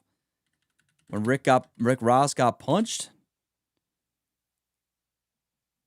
So this Mercules right here, right? A lot of people here, right? And then you got Ricky Rose, probably by name minor. You feel me? And this is crazy. Your security wasn't security. They fucking thumped out Rick Ross, man, in Canada. Can't be playing. Which features you heard was on ICEMAN? I'm not gonna really say, bro. I'm gonna let the element of surprise kick in, right? You know what I mean? But it is what it is. 5 from Mason Burgess. Dirt, I sent you. Okay, so I just did that one. Shout out to Mercules one more time, man. Merc, if you ever got anything, if you're still watching, bro, if you ever got a single or anything like that, and send it my way, bro. Like whenever you got anything new, I got no problem ever reviewing on the channel, right? So I see you're there. So like, bro, always DM me with the new music, bro. I'll play it on stream any fucking time, bro. Anytime.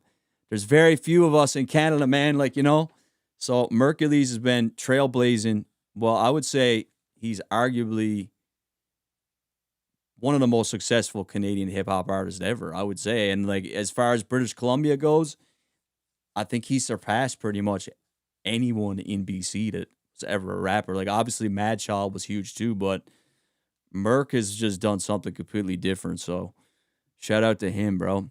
5 from Smooth Latin Kid. Is it odd ICEMAN isn't leading with a single before it drops? Outside of you reading This Is Too Late, he always does. Why do you think that is? So, I mean, we just talked about this earlier with the Complex, right? The Complex interview where Drake kind of explained ICEMAN, the way he's doing it, and that he's tired of the cookie cutter rollouts where it's like drop a single, drop a video, put out the cover art, drop the album. He's kind of tired of that.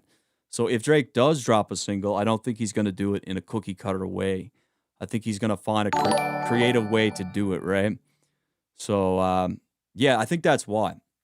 I think finding it odd is true. It is odd that he hasn't done it, but I don't think anything about his rollout has been conventional, whether it be the ice sculpture or the zine or the streams.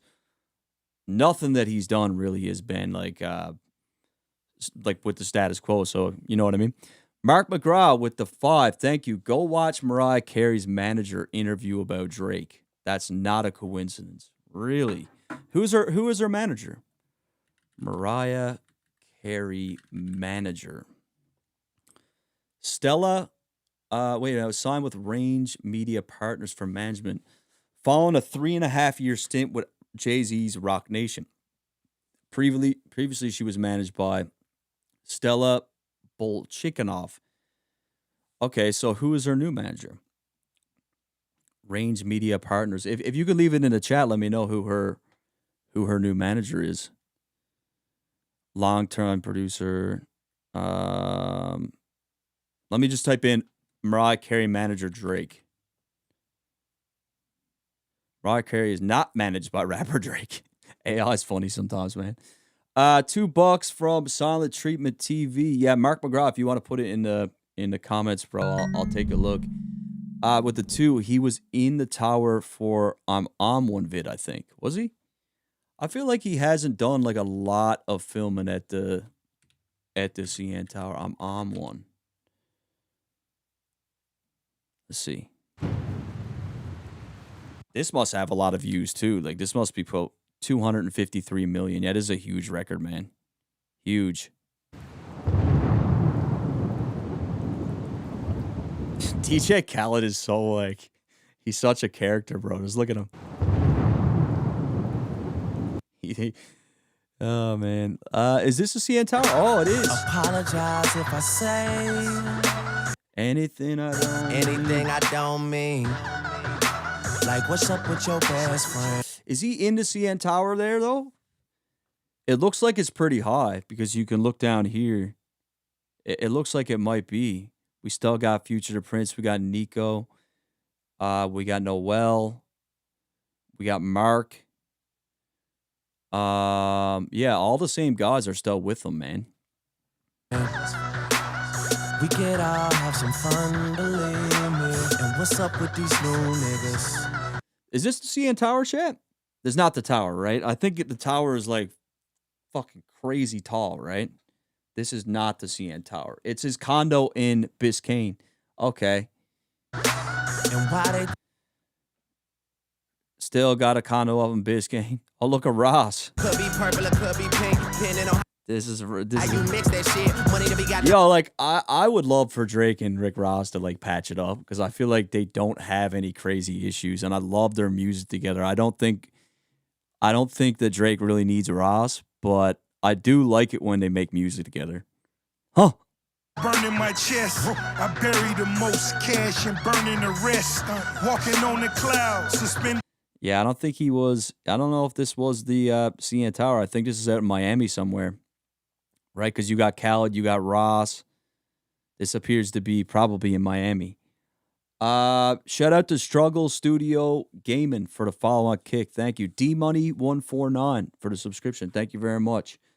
No, Ross is dead weight. No pun intended, eh? Nah, I mean, Ross just dropped the record, and I kind of liked it. I'm not going to lie. The new record he just put out, I'm kind of listening to it. This one here with French Montana and Max B. Makes in Miami. Blood, sweat, and tears help me get up out of debt. Look into the eyes of a motherfucking boss. Struggle growing up, I refuse to take a. I feel like Rick Ross is such a character, though, right? Like, I feel like he's like the rapper character. Like, Rick Ross is a character that he's made, right? It's like not a real person kind of thing. $5 from next to none. Thank you for the 5, bro, the 499.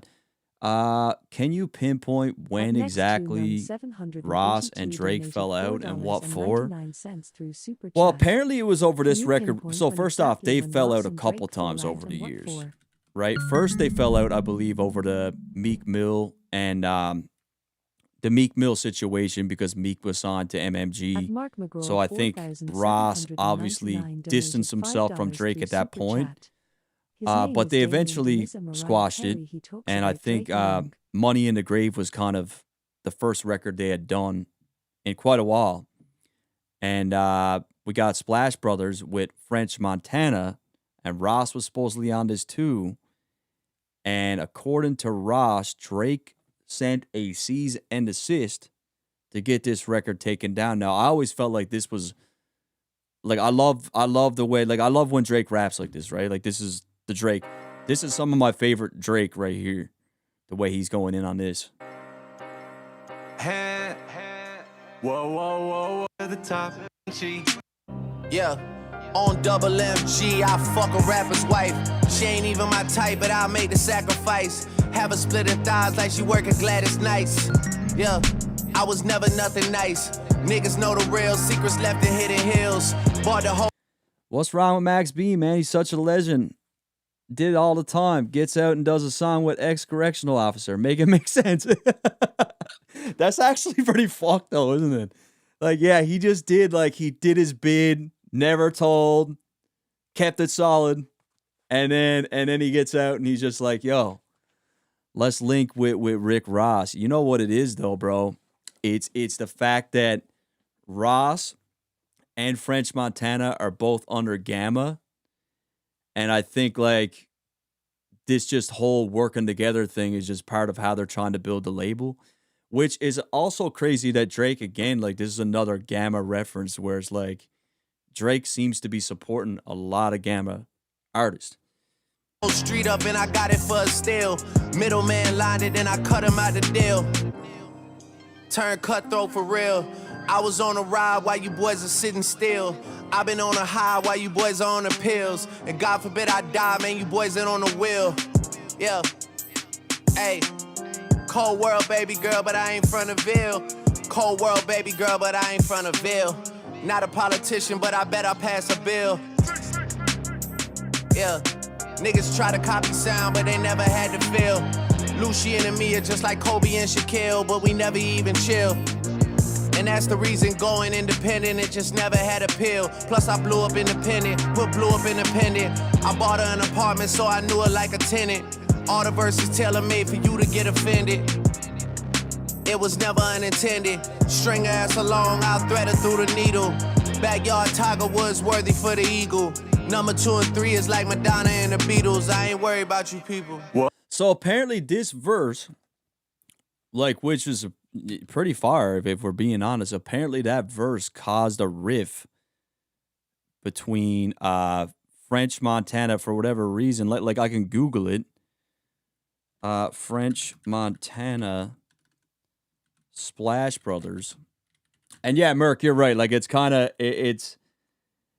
yeah, he gets out of prison, he does the bid, does his time, and then he works with Ross is fucking interesting. Yeah, the fact that Ross really was a correctional officer, and those are the people who were probably treating him like shit for the last 15 years while he was locked up. French Montana Splash Brothers, cease and desist. Now, I don't know how much is truth to this.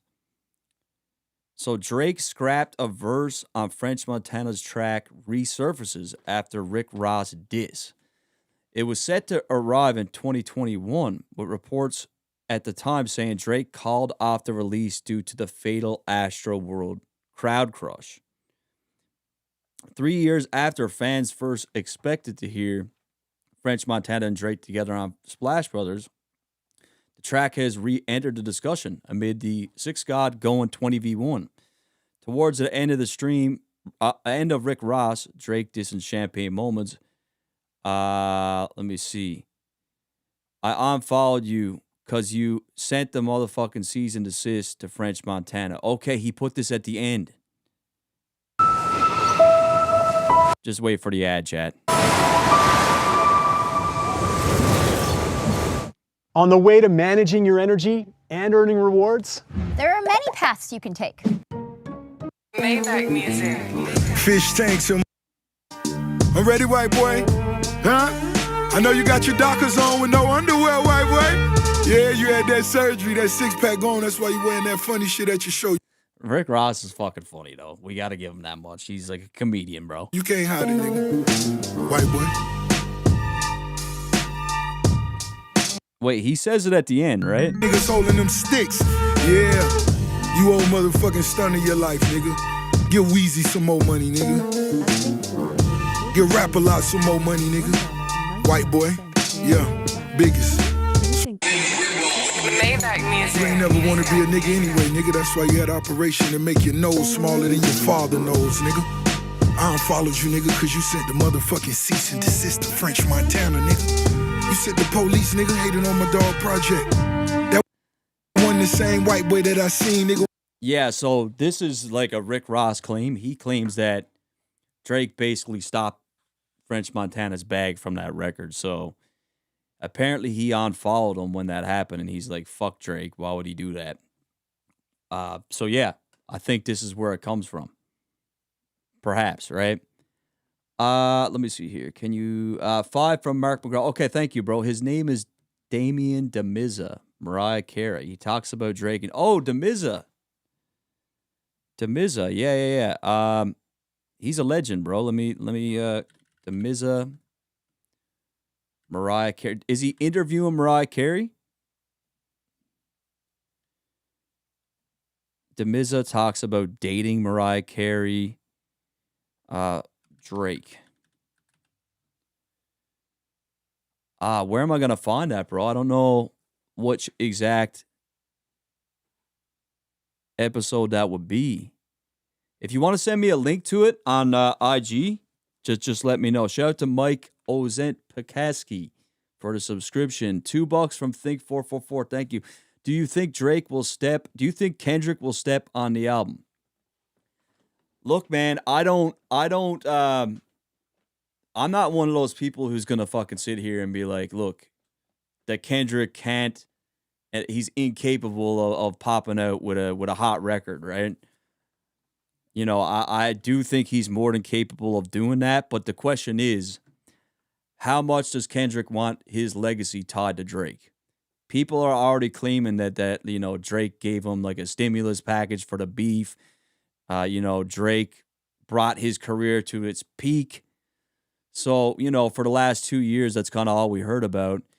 If Kendrick just pops out with another, like if he drops something around the same time as Drake, he's not going to be able to get away from those accusations, At right? tea time, So it depends on if he wants to move forward or if it's up. Because at the end of the day, bro, What do you think is going to Drake be has the been talking ultimate a little end bit to crazy episode 4 himself, and how it will lead to whether album? it be people saying fuck Kendrick while he's on stage and Drake saying I like hearing that, or Drake in no face.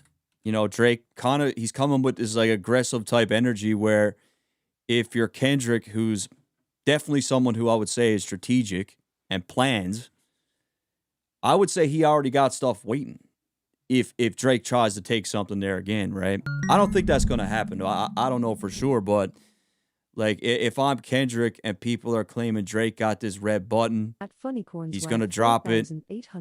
Maul is saying it. Ack saying it. I don't think Ack as much, but you think he's sitting back and just like waiting? No, I think he's preparing.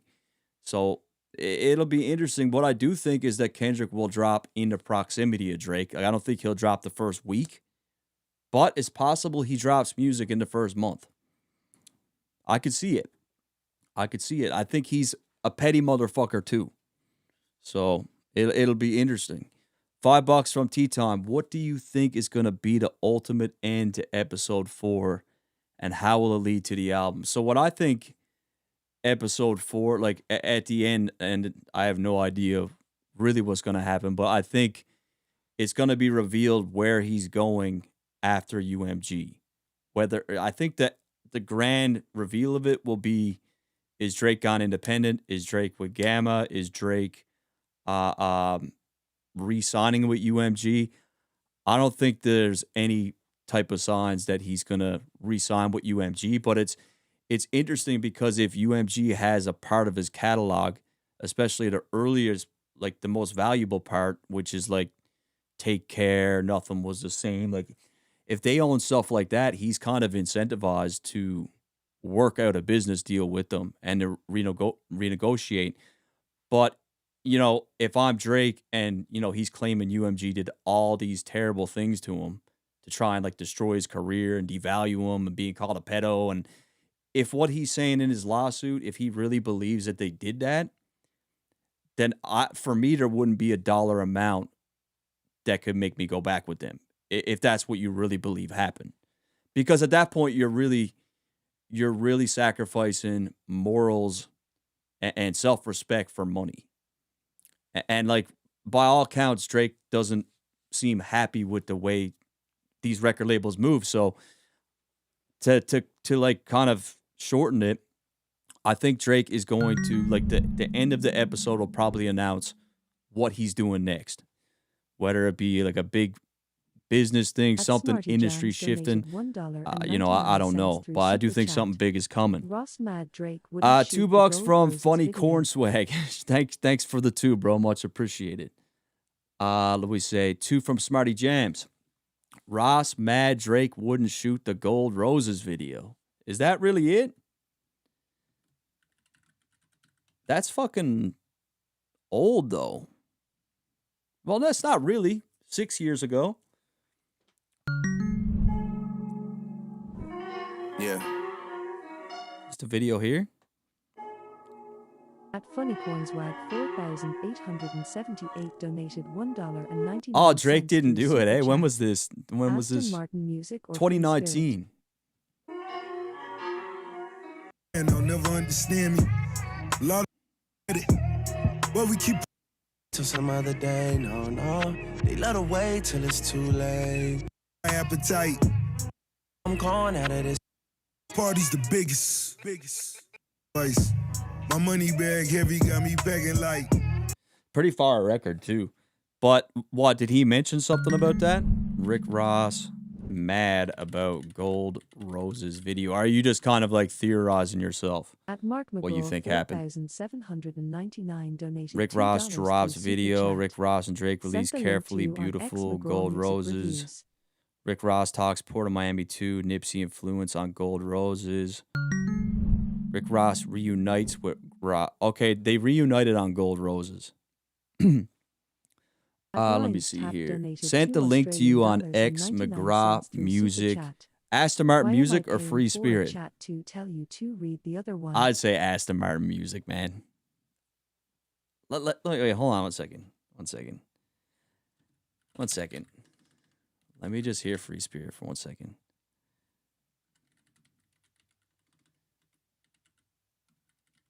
Let me see. I'll give you an honest.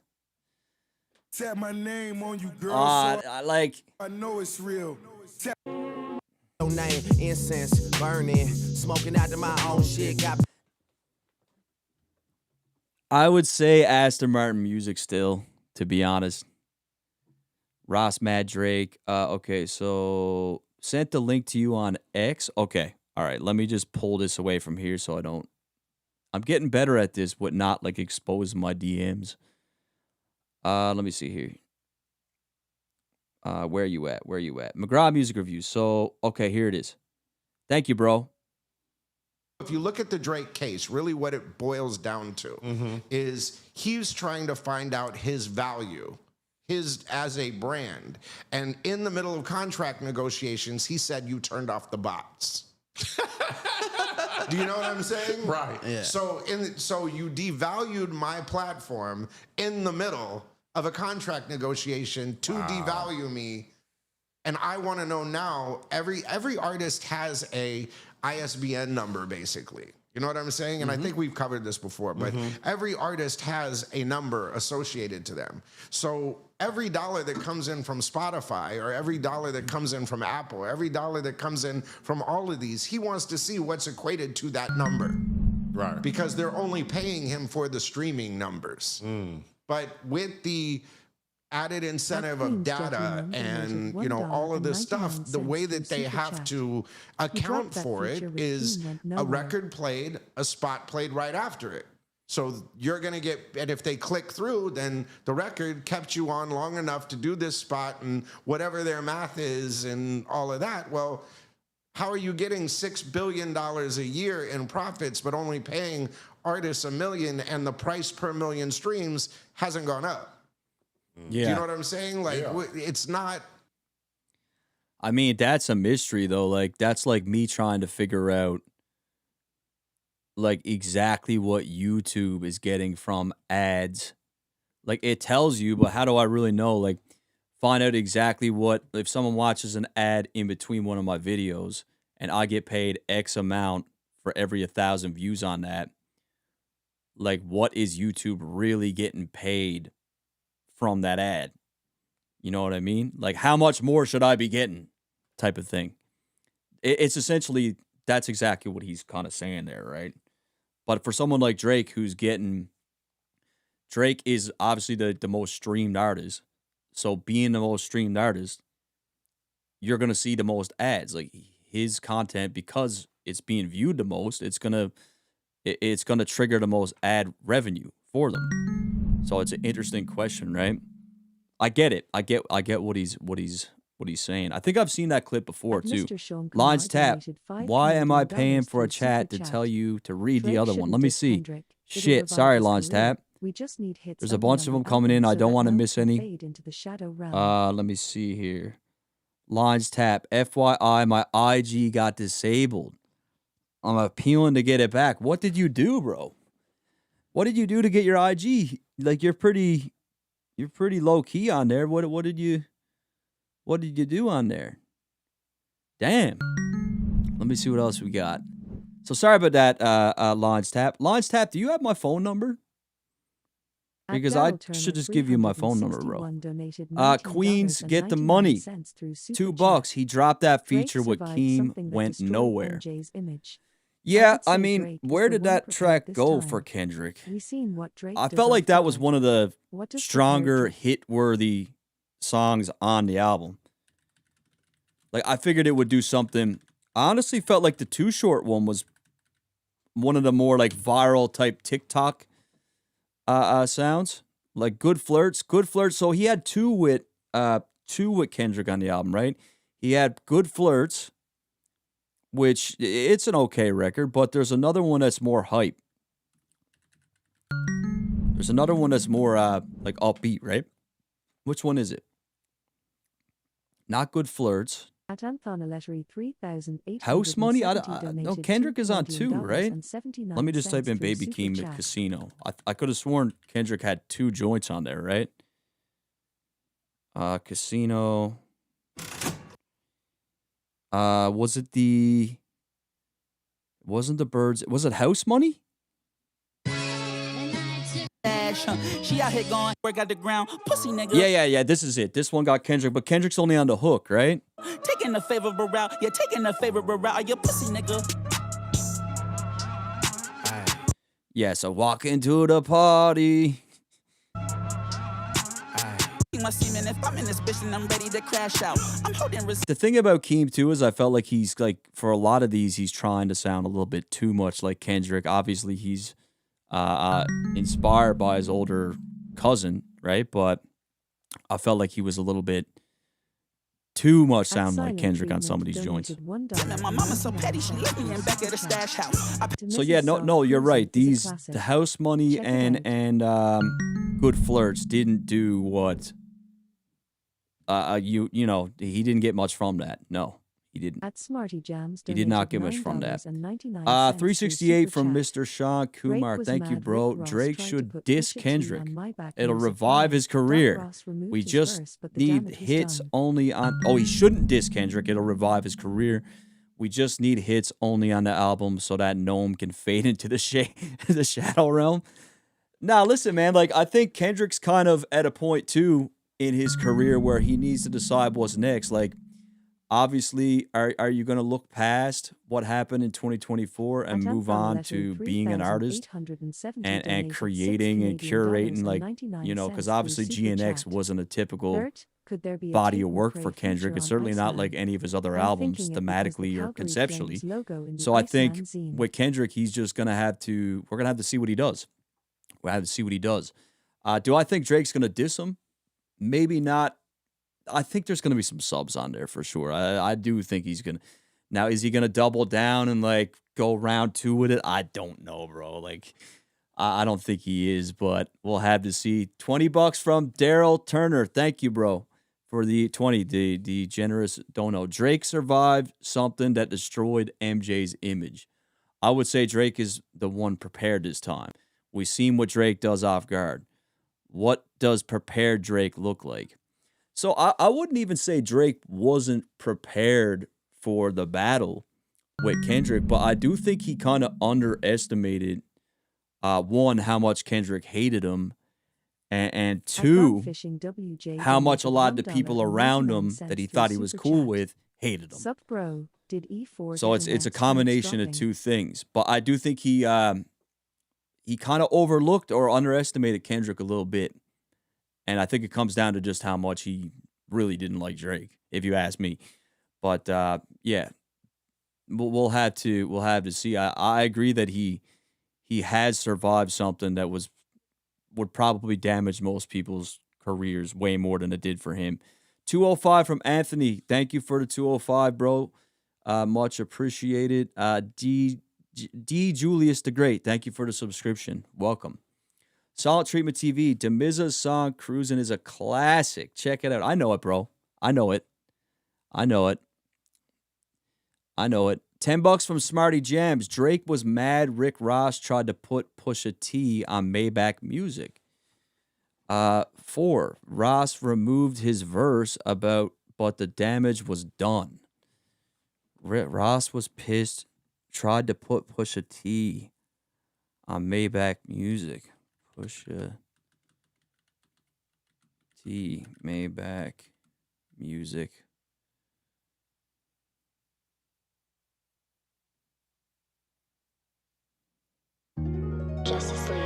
Is this a leak? Pusha T, no Wayne version. Ah.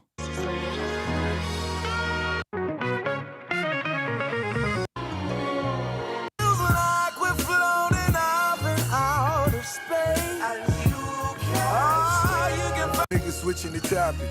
All dick riders, your labeled erotic. You got a couple dollars, but really it's barely modest.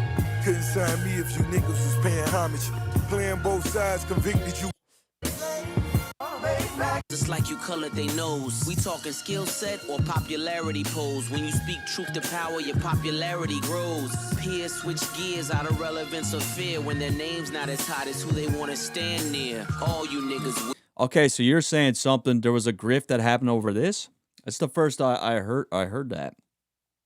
Anthony Letier with the 514 Dirt. Could there be a Tate McRae feature on Iceman? I'm thinking it because the Calgary Flames logo in the zine. So, like, one of the things I was thinking about that Calgary Flames, and like I could actually be reaching, but my interpretation of that slide, and I'll bring it up, is there's a couple different things with that slide because there's 4 things on it, right? So with this slide, we see there's a few things we see. So one, we see this guy Calico, right? And this is very, very rare. Like, you see this exactly what it is, right? It's a CD. And this guy Calico, there's very little about him online. Very, very little. So, but I'll show you who he is. So if you look at this, keep in mind, it's a CD on like a wooden, like on a table, right? And Drake took this exact image and he got it from here. He got it from YouTube, that image. Calico.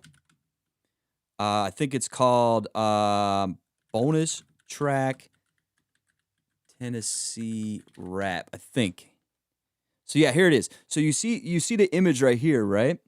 See this image? It is exactly the same image as what Drake got here. So Drake took this, because this is the only 2 places this is on the internet is here, where you're looking at it, and here. Like, so he got it from here. Now, what's interesting about it is this was only posted 1 month ago. So Drake only got this image in the last month. If you look at it, it says Tennessee Rap. He's not from Tennessee. This guy's from he's from Brooklyn. Walk through the block, and he's actually pretty nice too. Honestly, he's pretty fucking nice. Hey yo, reminds me of Nas a little bit. If you could just step in my boots and walk through the block, you wouldn't ask why we all hate cops or why we blast at each other for rocks. Nicks is kibbles and bits. I'm trying to go from pebbles to bricks, from a 10. So this guy's just like a random rapper that Drake is including here, right? So I did as much research as I could, and it turns out that this guy was affiliated with Jay-Z back in the day. He was signed to Rock La Familia. Well, he was signed to Get Low Records, which was Memphis Bleek's label. And I found one other thing about this guy Calico.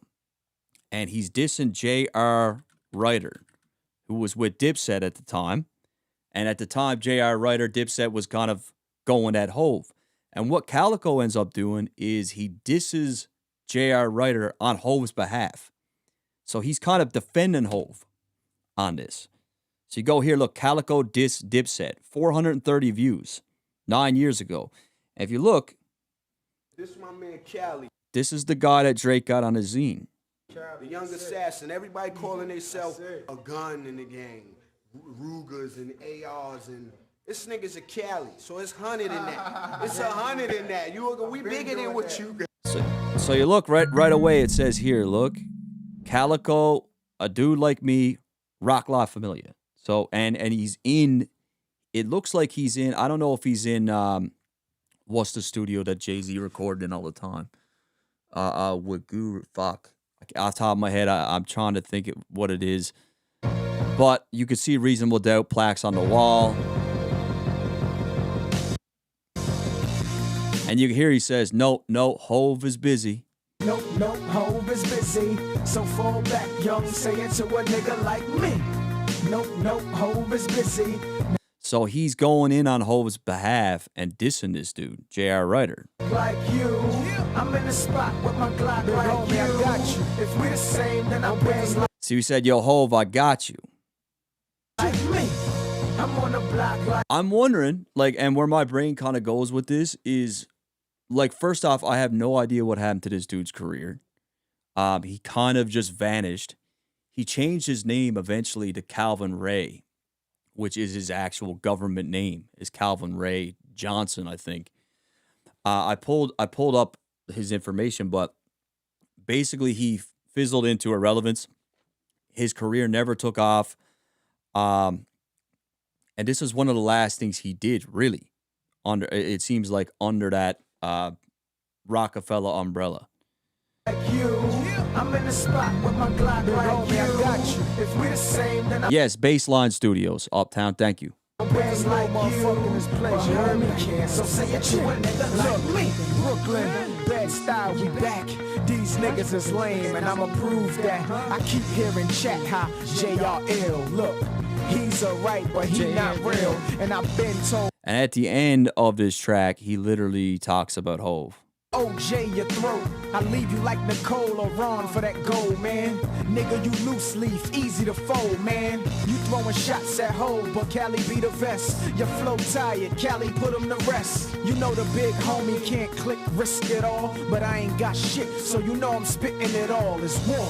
No, Hove. So he's literally defending Hove. Now I'm wondering like where my brain goes, like as the first off, and I even hit up someone who has ties to Rock Nation, we'll say, right? And I said, what happened to this dude? And they just said, don't know. So something happened with this guy through Rock Nation. I don't know if this guy was a writer. I don't know if something happened. The interesting thing about this photo in particular is all these people were born in Brooklyn. So Calico is from Brooklyn, Bed-Stuy. Lil Kim, same thing. And Aaliyah, also born in Brooklyn. The main thing about this is really, you got to look at the slides before it, because we got people like Brigitte Bardot, who, you know, Brigitte Bardot was one of the most photographed women in the 50s and 60s, right? But not by any choice of her own did she become looked at as this like sex symbol, right? And it's because of the movie she starred in, she basically became a symbol for sex. And that is an image that she didn't really own. That was just a perception of her that was put out there. And a big part of this zine is about things like that, like say Tupac and Biggie.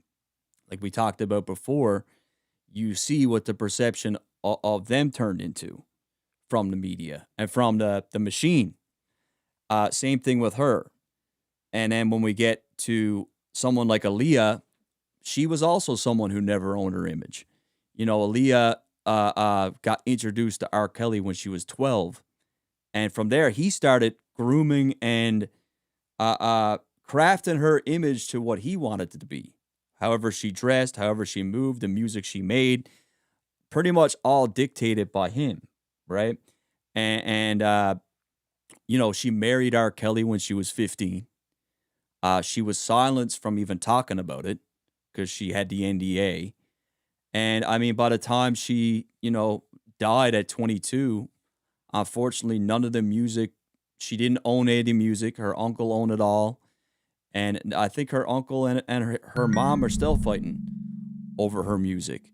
Same for Lil Kim as another person that had an image crafted by a man, right? So Biggie gave Lil Kim her whole shtick. Start rapping about being a slut, more or less, right? Start being raunchy, start being sexy. Like, that was all Biggie, like, you know, even her with the blue hair here. That was a stylist that did that. And you know, Lil Kim is someone who got completely swallowed up by that image. And what's interesting is this photo right here of Lil Kim, it was taken by the exact same photographer that took these original images of Biggie and Tupac. Her name is Dana Lichtenberg. The original images turn into what you see here. Now, when you look at Lil Kim now in 2026, I mean, she's pretty much unrecognizable, right?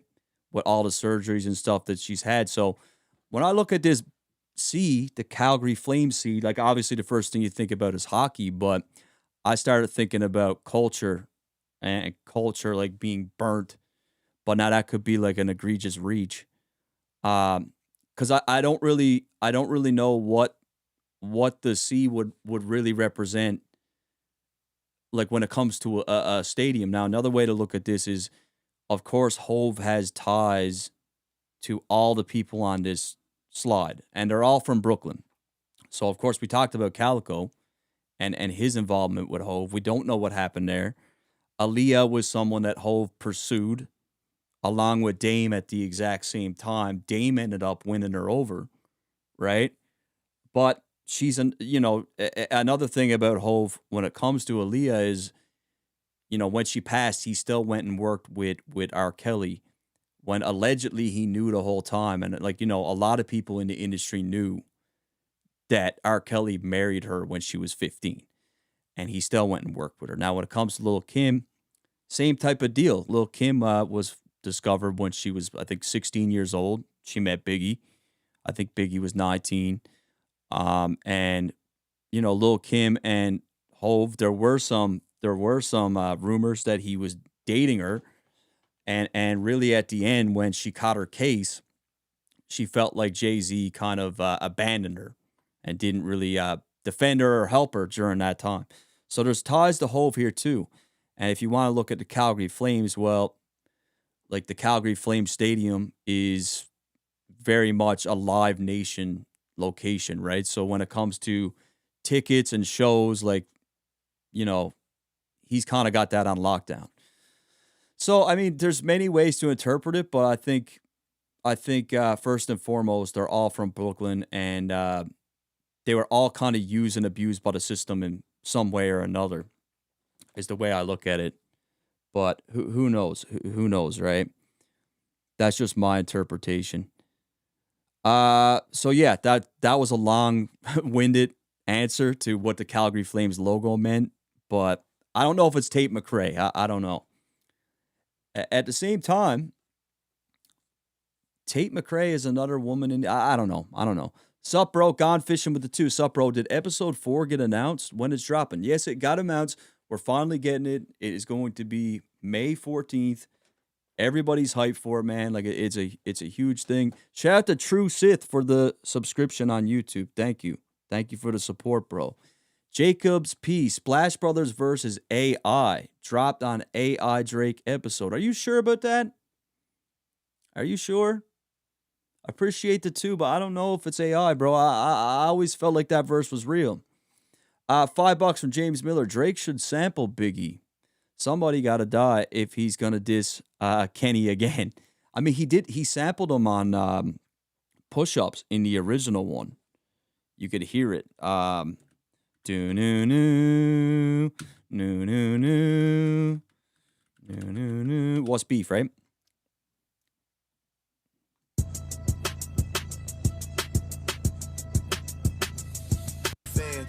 Got a pen on. Tough on record in my city, it was friend zone. You want my picture on it. The verse for the Swifties. Top say dry, you better. Yeah, this was a little bit different than the version we got. 368 from Mr. Sean Kumar. Thank you. The unfinished track that Ross accuses Drake of blocking, I believe, is the one with Big Pun and French Montana.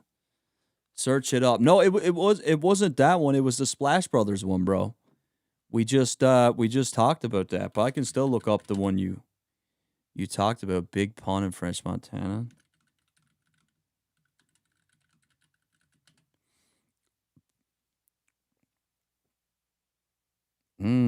This is a different one.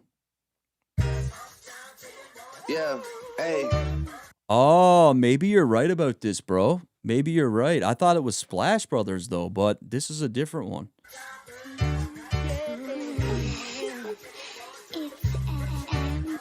Hey, yeah, okay, girl. All that ass underneath that waist with the face, girl. Niggas can't just get the home. I don't know if I've even heard this before, to be honest. Someone goes, wow, I've never heard of Drake. He's actually pretty good. The comments are classic, bro. 5 from Next to None. I believe Ross Up got next, upset with Drake because he was 782 supposed to be on his last album with Meek, through Super but he Chat. never sent his I verse believe back. Ross got upset with Oh Drake yeah, because they he did was a supposed to joint. be on They his did last a album with Meek, but he never sent his verse Meek back. Mill and Rick Ross album. Too Good to Be True. Ah, yes. And this is also, look, if you look down here, this is Gamma as well, right? Yeah, I forgot about this project, bro. This kind of came and went. Like, this didn't make a splash at all. I got to revisit it. I got to revisit this project. I think I ran it one time or something. Yeah, but that's an interesting call. Yeah, maybe it was something to do with this. Drake didn't send verse for Meek and Ross album. Based on surrounding Rick Ross 2023 collaborative album Too Good to Be True, Drake did not feature on the project. While there were no explicit, widely reported public statements specifically claiming Drake didn't get a verse, the absence of a feature was noted during a period when the Meek-Drake relationship had already seen tensions. Okay, so there's nothing really about... So I think, are you kind of assuming that that's what happened? Drake dissed Meek and stayed neutral. Drake dissed Pusha, and Drake was mad that Ross stayed neutral. That's because Meek, not Ross. Bro, I didn't even know this existed. Yeah, they dropped this like, it honestly, I think it came out shortly before the beef. Or maybe some months before. Because I remember looking back at this and I thought there were some subliminals to Drake on that album. I thought I found a few in a video one time. You mentioned this album on your push-ups breakdown. Yes, Lines Tap. See, I was thinking that I did. I was thinking that I mentioned this before, like it had some subs to Drake early, like before the battle cracked off. There's an interview where Meek was talking about a Drake verse. Damn, I don't know. But yo, chat, I got to get into the gym. I do think Academics is live, so if I were you guys, I would hightail it over there because he's probably got some things to... I should see if he texts me.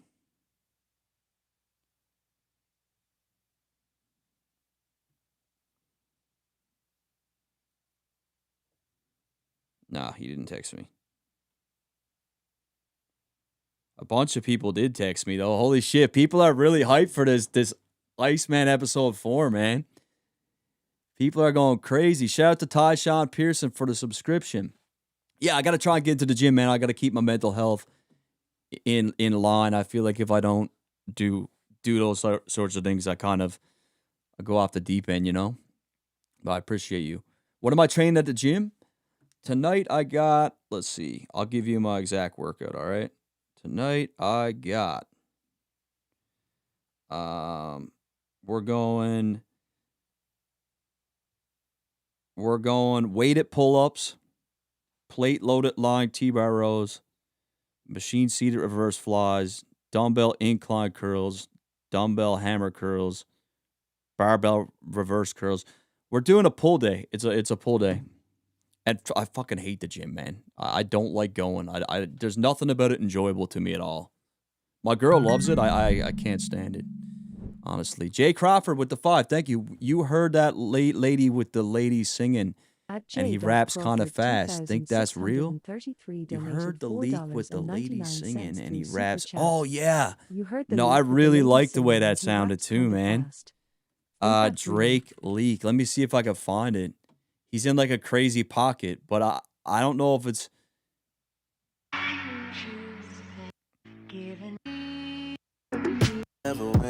Nah, this ain't it. I got to show you guys it, though. It's like he's in this crazy pocket in it. Hold on. This it? Nah,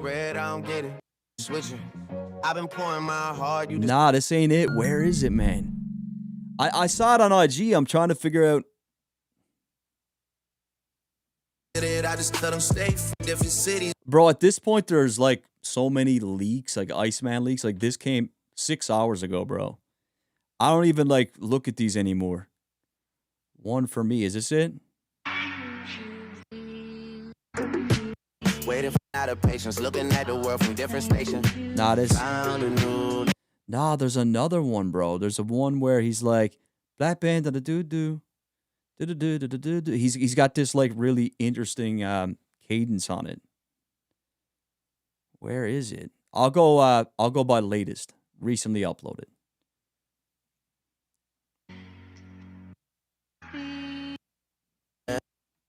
When the fame and pressure only ever increases, is checking on my status, wondering where all the pieces. I don't need the validation, running out of patience.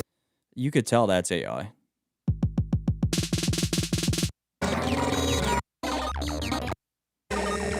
Oh my god, people just be trolling and posting anything. I gotta try and find it, man. Folks, February came. Every season got a. That's not it. I will find it. Shout out to Bambino Dublio for the new membership. Thank you for the support, bro. Thank you for the support. And just a reminder to anyone watching, we're not putting any of these ICEMAN streams behind a paywall because we got to spread the wealth when it comes to ICEMAN. We can't be doing that. Custom stitching on the sleeves, yeah, we doing it right. They talk ICEMAN. about Do you guys know which one I'm talking about? I know is this it? none of them really meant it. This ain't it. Used to Hi guys, it's me. My name is Iceman. Oh my god, people just be trolling with this shit, man. Is this it? One for me? We're gonna find it soon. Tables turn on the ice. Nah, man. This is the last one I'm checking. Yeah, I was all in, you was halfway there. Different type of love, we ain't play it fair. I don't know, man. Like, there's some of these do sound fire though, but yeah, I gotta bounce, man. I gotta hit the gym. So check out Axe Stream. He's live. I'm sure he'll be talking about it. Maybe I'll show up on there.